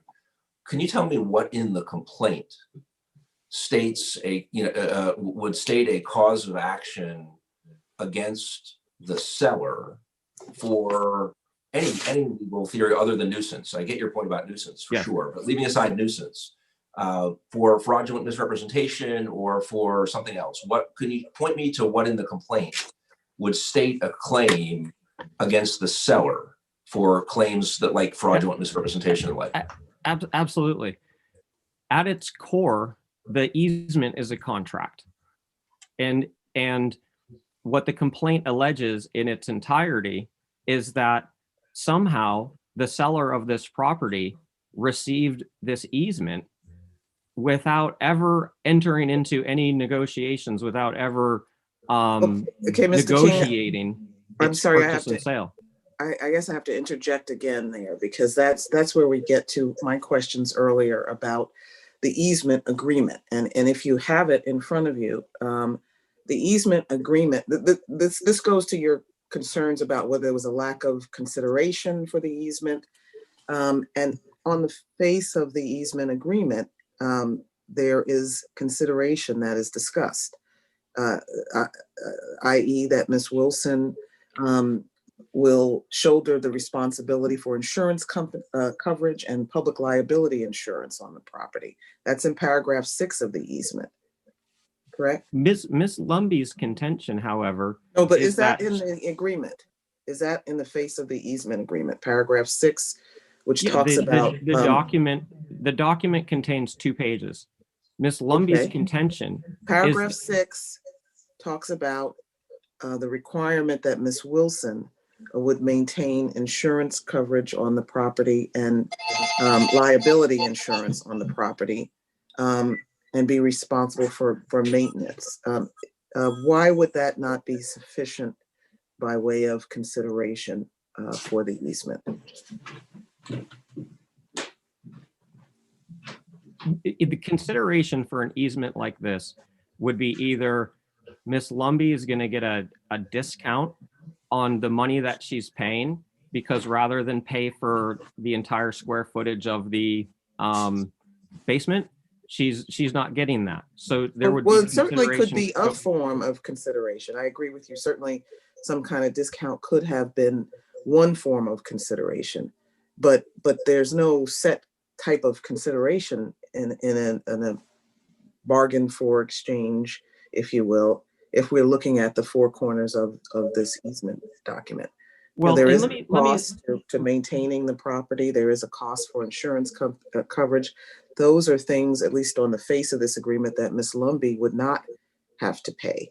And therefore, that seems to me to be a sufficient kind of consideration. It's not the only kind, and certainly what you suggest could have been a kind, but it's not the kind that was contemplated by this agreement that was signed by both parties. Well, also that would be, woefully less than what Miss Wilson valued the easement at when she told Miss Lumby that she could purchase it back for $800,000. But that was after the time, sometime after the initial easement was executed by the parties. Exactly. And boy, does that go to suggest that something was not done that should have been done when this was executed. And Are you suggesting that, I mean, again, if we're focusing on, I know that the later claim, Ms. Lumby's later claim is that she actually only signed the last page, never saw the first page. Thank you. Yes. And all that. I know that's all there ultimately, but it's none of that's in the complaint. The complaint, in fact, points in a different direction and suggests, doesn't, omits anything like that. And instead, the suggestion of the complaint really is that that the real estate agent took advantage of, and I guess primarily the real estate agent took advantage of Ms. Lumby's inexperience, didn't really explain what an easement was. She ended up signing something she didn't understand. There's no allegation she didn't read it. She just didn't understand it, is what the allegation of the complaint is. And there is a suggestion that maybe it was like an unconscionable agreement in the sense that she got very little for it. And so it wasn't, a fair transaction in that sense. Maybe that's kind of hinted. But again, if we're limited to the complaint, which I'm assuming for a moment we are, I don't know that we are in a position to consider her later assertion that she didn't read the first page and only signed the second page. Well, the complaint on its face can be read to include this boundary dispute, because you read all of the factual allegations of the complaint. And well, no, but here's my problem. Let me see if I can summarize my problem. When I read the complaint in isolation, the gist of it to me seems to be that there's really no allegation that Ms. In the complaint that Ms. Wilson was aware of the easement all along and this was all an evil plan. There isn't that alleged in the complaint. The suggestion more is an issue arose about an easement. It was not hidden. It was not totally hidden. It was explicitly discussed. And the assertion of the complaint seems to be, well, the real estate agent kind of snookered your client into signing an easement she didn't understand for little or no compensation. That's what the complaint seems to be about. And it doesn't really seem to be about anything that Ms. Wilson specifically did wrong. And so now maybe there's some, I mean, there is the statement that later on she said, yeah, I'll sell it back to you for 800, you know, I'll sell the property back for you for $800,000, which, you know, seems exorbitant. But, you know, maybe if it was critical to the operation of her business, it's like, I can't really, you know, it's the linchpin of a business. And so I wouldn't be able to sell it to you for much. It's very valuable to me. It would be much less valuable to you. I don't know. But I just don't see much in the complaint that really is what you, out of the exact wording of the complaint, if you could just show, like, where can you put together a claim sounding in fraudulent misrepresentation or the like against Ms. Wilson as opposed to the real estate agent? It's two parts. Primarily, when you get to the end of the complaint and you get to the wherefore clause, that to me is where it ties it together, because the relief that's being sought is only 2 paragraphs. It's A, that the entire said property is remeasured and reevaluated to resolve the original boundaries being altered. And that seems like a really tough way. If you're saying the way you can tell a claim was in a complaint is because you can look at the request for relief and infer that the basis for such relief would be some claim that you might then, you know, think up. That's a pretty hard way of locating a claim in a complaint. And Your Honor, I totally appreciate that. And, you know, I come before the court on behalf of Miss Lumbie, not to say that this was a perfect complaint and, you know, the judge, Can I interject, Mr. Keaton? Because I understand your point about what you feel is an inequitable result, essentially, for Miss Lumbie. But let me direct you to paragraph 13 of your complaint, which I happen to think may actually state a claim for relief, at least to get past a 12B6 motion. And that's the claim that seems to sound in nuisance. But it doesn't seem like any argument specifically was made to the trial court about this nuisance complaint that seems to be, or nuisance claim that seems to be raised by paragraph 13 of the complaint. The trial judge doesn't address it at all. Thank you. It's not addressed in the briefing by counsel, and I'm going to ask Ms. Laurie about that when she speaks. What type of relief would you be asking this court for with respect to the claims that you attempted to raise by paragraph 13 of the complaint?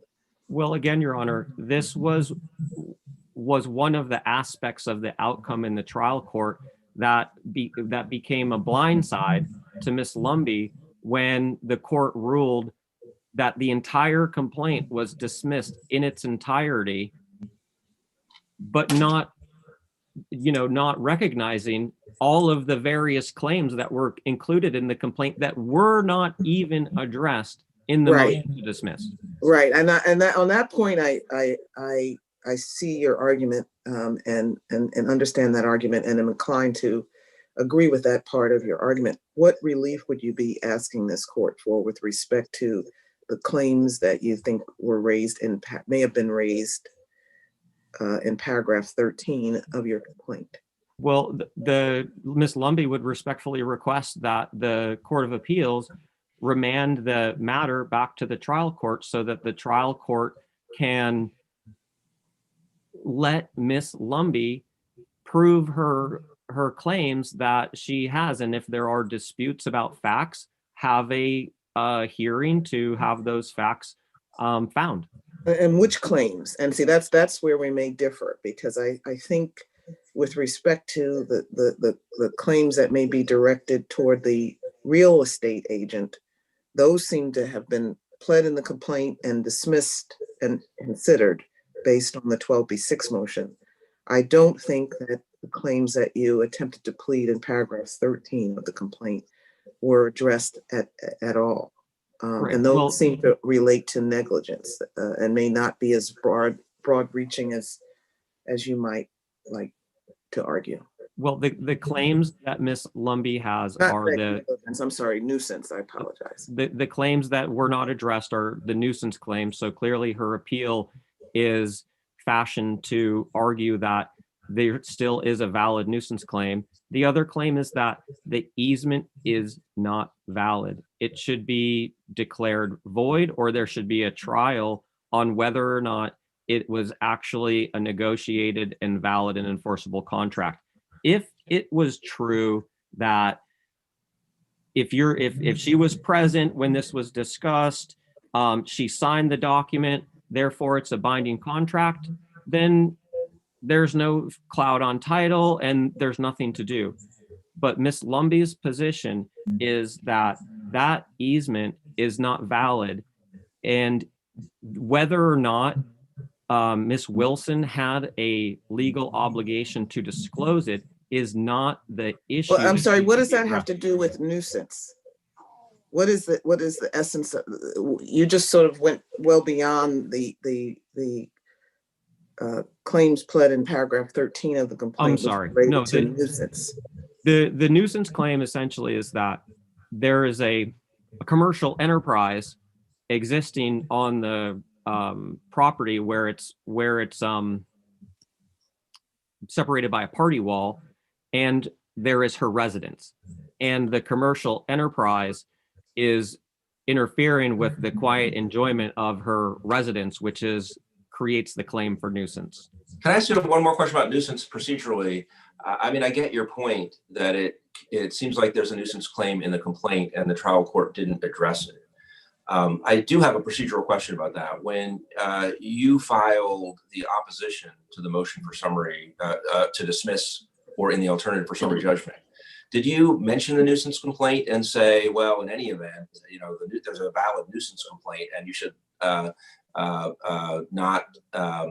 grant dismissal or summary judgment relative to it? Or was nuisance even mentioned at all in your opposition? Your Honor, the focus on the opposition to motion for summary judgment was identify which facts Ms. Wilson claimed were undisputed, show whether or not those facts were disputed, and argue why the dispute over those facts created a triable issue. So since there was no facts even argued relating to nuisance, it was not addressed in the opposition to the motion. All right, thank you, Mr. King. We'll hear from Ms. Carpenter-Laurie. Thank you, for the attorney, Carolyn Wilson. So the complaint asked for two requests for relief. It asked that to have the DCRA remeasure and reevaluate the surveyor services, and it asked for return of her interest in the property and payment for the use and possession of the premises. The claims on appeal, and also I believe, and partially in the opposition to the motion to dismissal and or for summary judgment, talks more about the easement issue. It talks about that there was no consideration for the easement, that the easement was too vague and defective. Ms. Laurie, could I jump in and ask you if you would to start with the last issue that we were discussing with Mr. King, which is paragraph 13 of the complaint, which alleges a nuisance claim. And that doesn't seem to have been addressed at all by the trial court or by counsel in any of the briefings on behalf of appellee. What is your view of the nuisance claim? Why, if any, what do you have to say about the claim in opposition to it, and in opposition to Mr. King's argument that at the very least, that part of the complaint needs to be sent back to the trial court for consideration?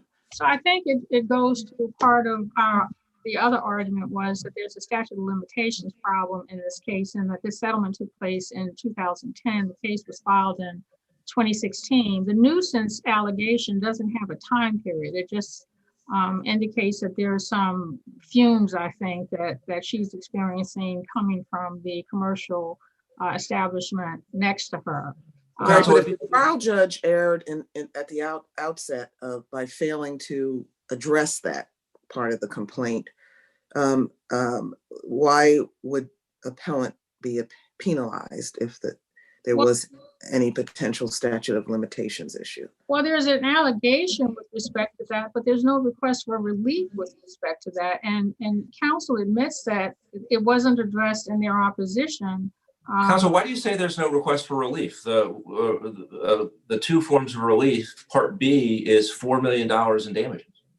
Yeah, but it's connected to the return of her interest in the property and payment for the use and possession of it. Well, why do you say it is connected to that? It's just part of a list. $4 million, return of interest, payment, attorney's fees, other relief deemed proper by the court. So I mean, this wasn't the trial court's thinking. I mean, it'd be one thing, I guess, if the trial court said, I'm going to dismiss the nuisance claim because there's no request for relief. It's just free floating. I'm not sure that would have been a good ground for dismissal, even if it were accurate, but it seems to me unclear that it's accurate. Wow. And again, I get to the point that she has no time period for this supposed nuisance in the complaint either. Can I ask you a procedural fairness point too? I mean, if you think that the nuisance, there is no valid nuisance claim for the reasons you've been giving at argument today, I mean, your opponent in his opening brief pointed out, look, I had a nuisance claim in the complaint and the trial court never addressed it. And unless I missed a part of it, your brief didn't say anything about it. We generally don't allow people to raise responses to arguments for the first time at oral argument, because now your opponent won't be in a position to respond in a reply brief, and we're not really in a position to assess the points you're making. So do you think we should overlook the lack of briefing, or do you think instead, really, all things told, we should send the matter back, let the trial court figure out whatever arguments you want to make, you can make them to the trial court, and then the trial court can rule on them rather than trying to kind of wing it at oral argument? I don't think I did not address it at all. I think I addressed the fact that tort claims commence at the time of injury, and therefore the statute of limitations was 3 years. And that goes back to the fact that my position is that there's no time frame in that paragraph 13. So it isn't ignored altogether. Well, but wouldn't that be something that the trial court needed to have assessed at the point of deciding the 12B6 motion, that either statute of limitations had run and therefore no relief could be granted, or that additional discovery might be needed, since this was framed in the alternative as a motion for summary judgment, and it potentially could be the kind of ongoing nuisance, and therefore it's still ongoing, in which case the statute of limitations would not necessarily have run. Correct. Well, it wasn't, I guess it's been conceded that wasn't raised with the trial judge, so maybe that was the reason he didn't address it. It was not raised by the plaintiff at the time of the pleadings. But it was in the complaint. So when you say it wasn't raised, it was squarely within the complaint. And the trial judge seems to have looked at other aspects of the complaint related to the allegations against the realtor failing to further explain the easement to Ms. Lumbee. But this particular part of the complaint, which seems to allege something different, i.e. nuisance, was ignored or not addressed, I should say. That's correct, Your Honor. And so in situations where we have had occasion to review the granting of a motion to dismiss, it's not unheard of that we would affirm it in part and deny it in part, where we felt that some or all of the claims that were dismissed may have been improperly dismissed. And here, I guess there's no basis to determine whether it was improperly dismissed, because it wasn't considered, or it doesn't seem to have been a part of the consideration of the trial court below with respect to paragraph 13 of the complaint. I'm focusing I on. think the court's position on that. I understand the court's position on that.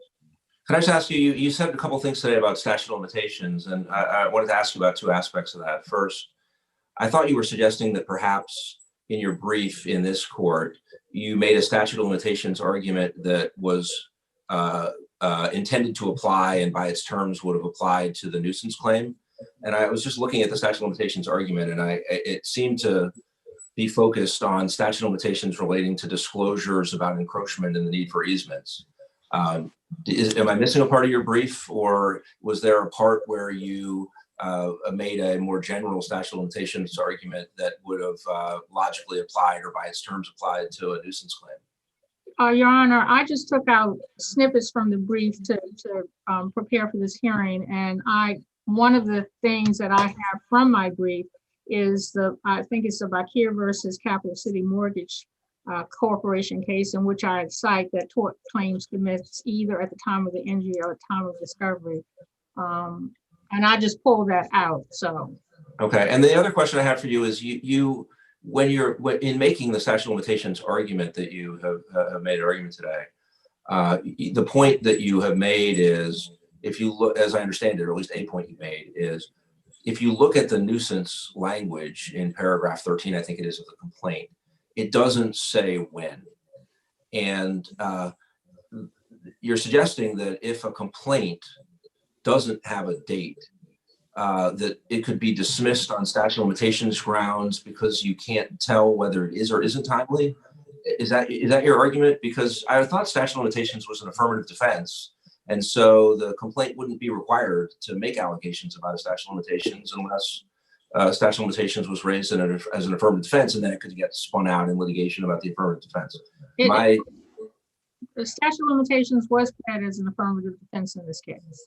No, I understand that, but it wouldn't be a motion. It wouldn't be a basis to dismiss a complaint that it doesn't have allegations that would meet a statute of limitations defense. What happens is, if that's true, someone could file a motion to dismiss and say, I don't think it's timely, and then the person can respond in filings. It doesn't have to be in the complaint. It can get litigated, but it doesn't have to be in the complaint ordinarily, is what I thought. But well, probably it's better to have it in the complaint. I agree that it's not necessary to have it in the complaint. In this case, from looking at it, because I was not trial counsel, and looking at even the discovery, it doesn't look like anybody really pursued that particular allegation at the trial. I mean, it's not a part of the discovery necessarily, and clearly wasn't a part of the dispositive motion. So it's an issue that I guess should have been developed better at the time of trial, and should have been a part of the motion to dismiss, especially if there's a statute of limitations issue. But it was not.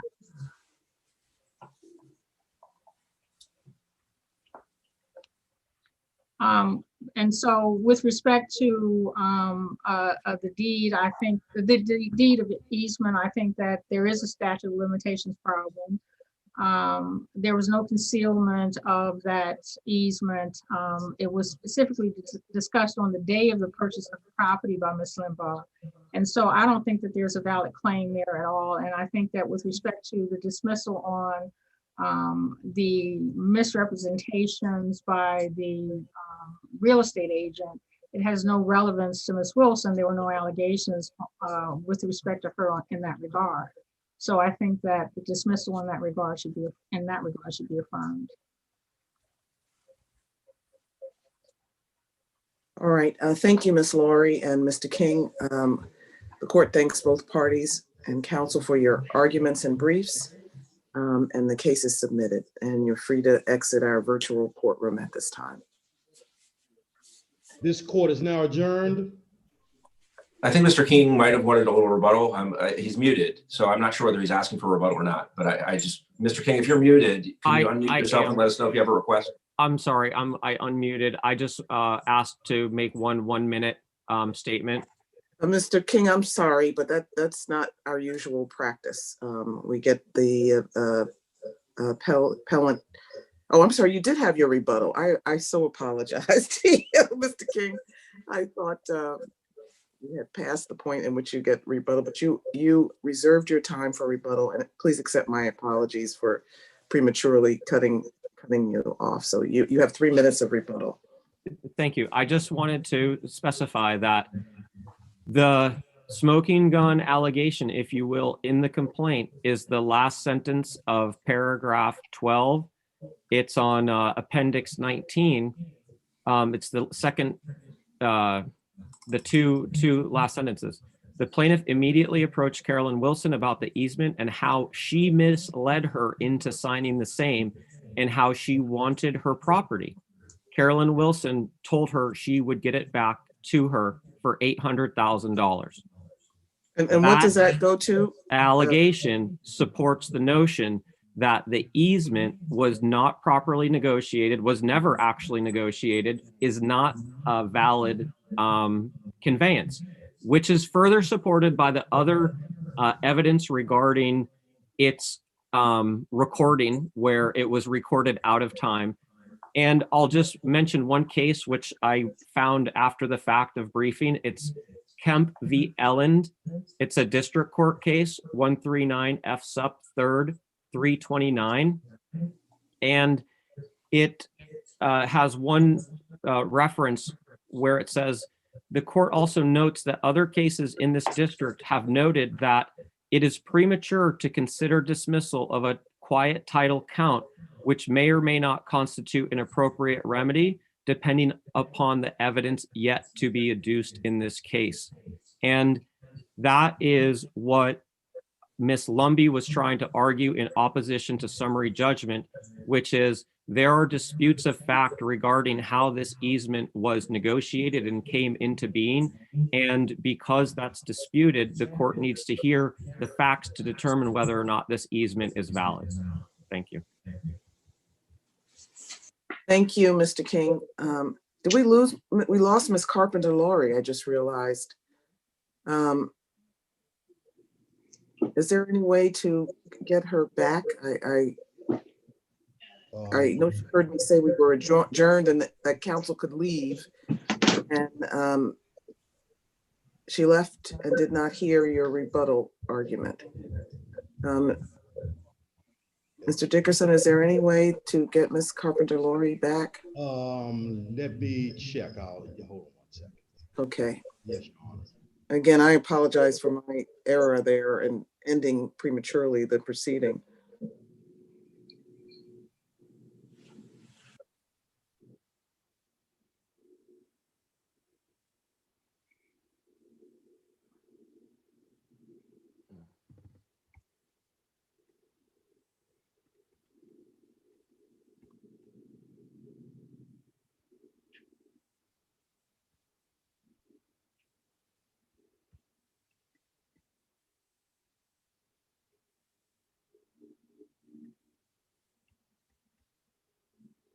I can try to call her.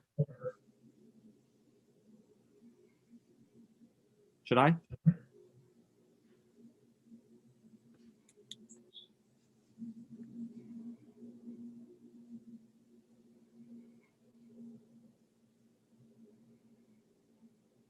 It looks like our courtroom clerk may be speaking with her, Mr. King. Okay. Thank you.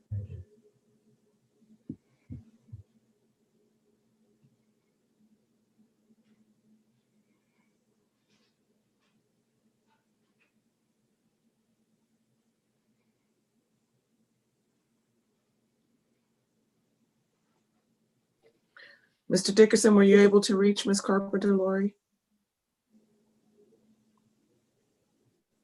We can't hear you, Mr. You're on mute, Mr. Dickerson.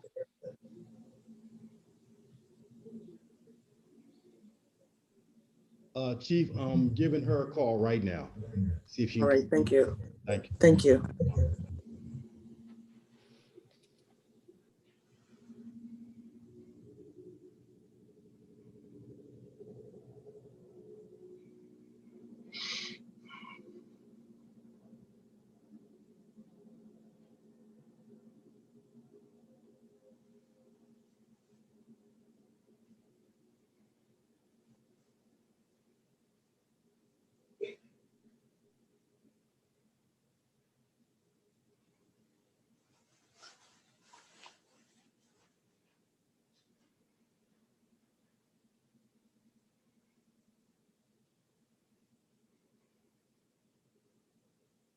Were you able to get her on the phone, Mr. Dickerson?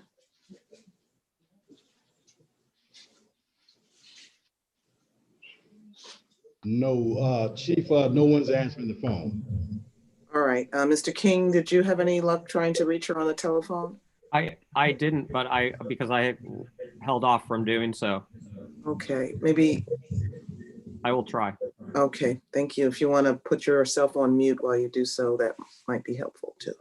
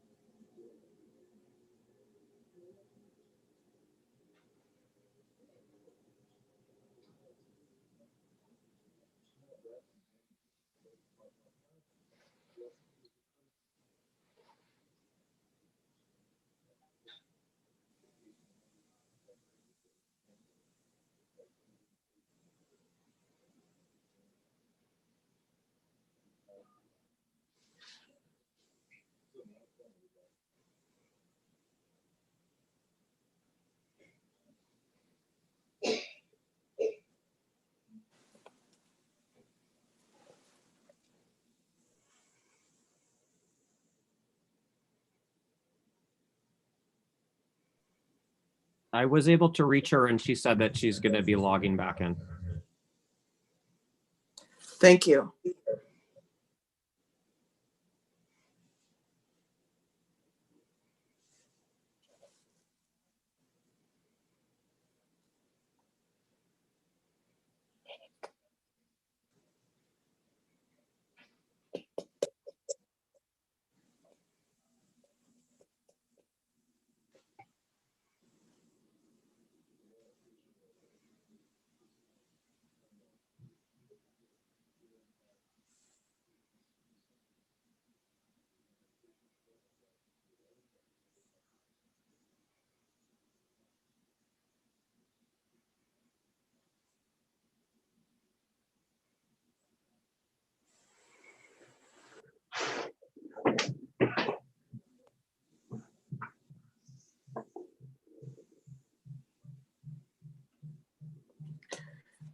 Okay, Mr. Dickerson, are you still there? We understand council is trying to log back in. Yes, Chief, I just spoke with her. I'm going to send her another link and she's going to come back on. Thank you very much. And thank you, everyone, for your patience. Apologize for that.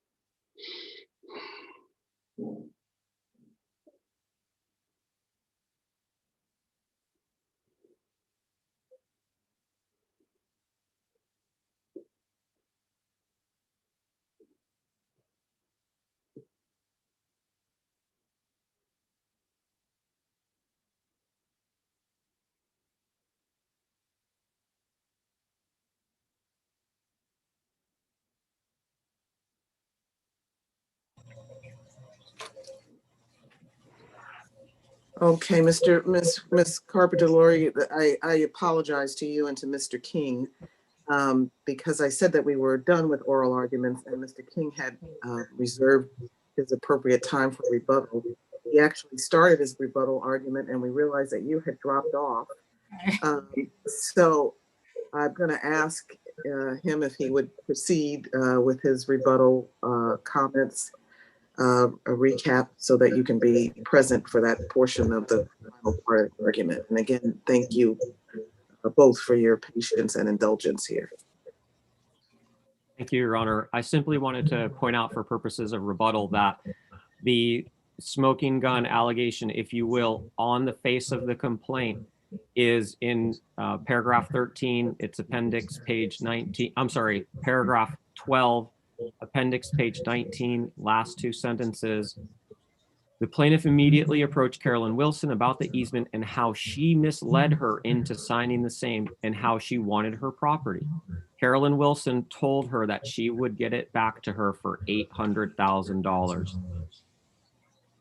that allegation puts this easement at issue because it couldn't have been a validly negotiated contract. And I cited a district court case of Kemp v. Elland, 139 F sup 3rd 329, which I had learned of after the briefing. And it states in its analysis that the court also notes that other cases in this district have noted that it's premature to consider dismissal of a quiet title count, which may or may not constitute an appropriate remedy, depending upon the evidence yet to be adduced in the case. And that is what Ms. Lumby attempted to do in her opposition to the motion to dismiss and for summary judgment, was to show that there was evidence that needed to be put before the court to put this easement at issue. The court in Kemp concluded that the allegations provided a sufficient basis on which to challenge the documents she alleges clouded her title. And that's what Ms. Lumby also asserts, that her allegations provide a sufficient basis on which to challenge the deed of easement, which clouds her title. Thank you.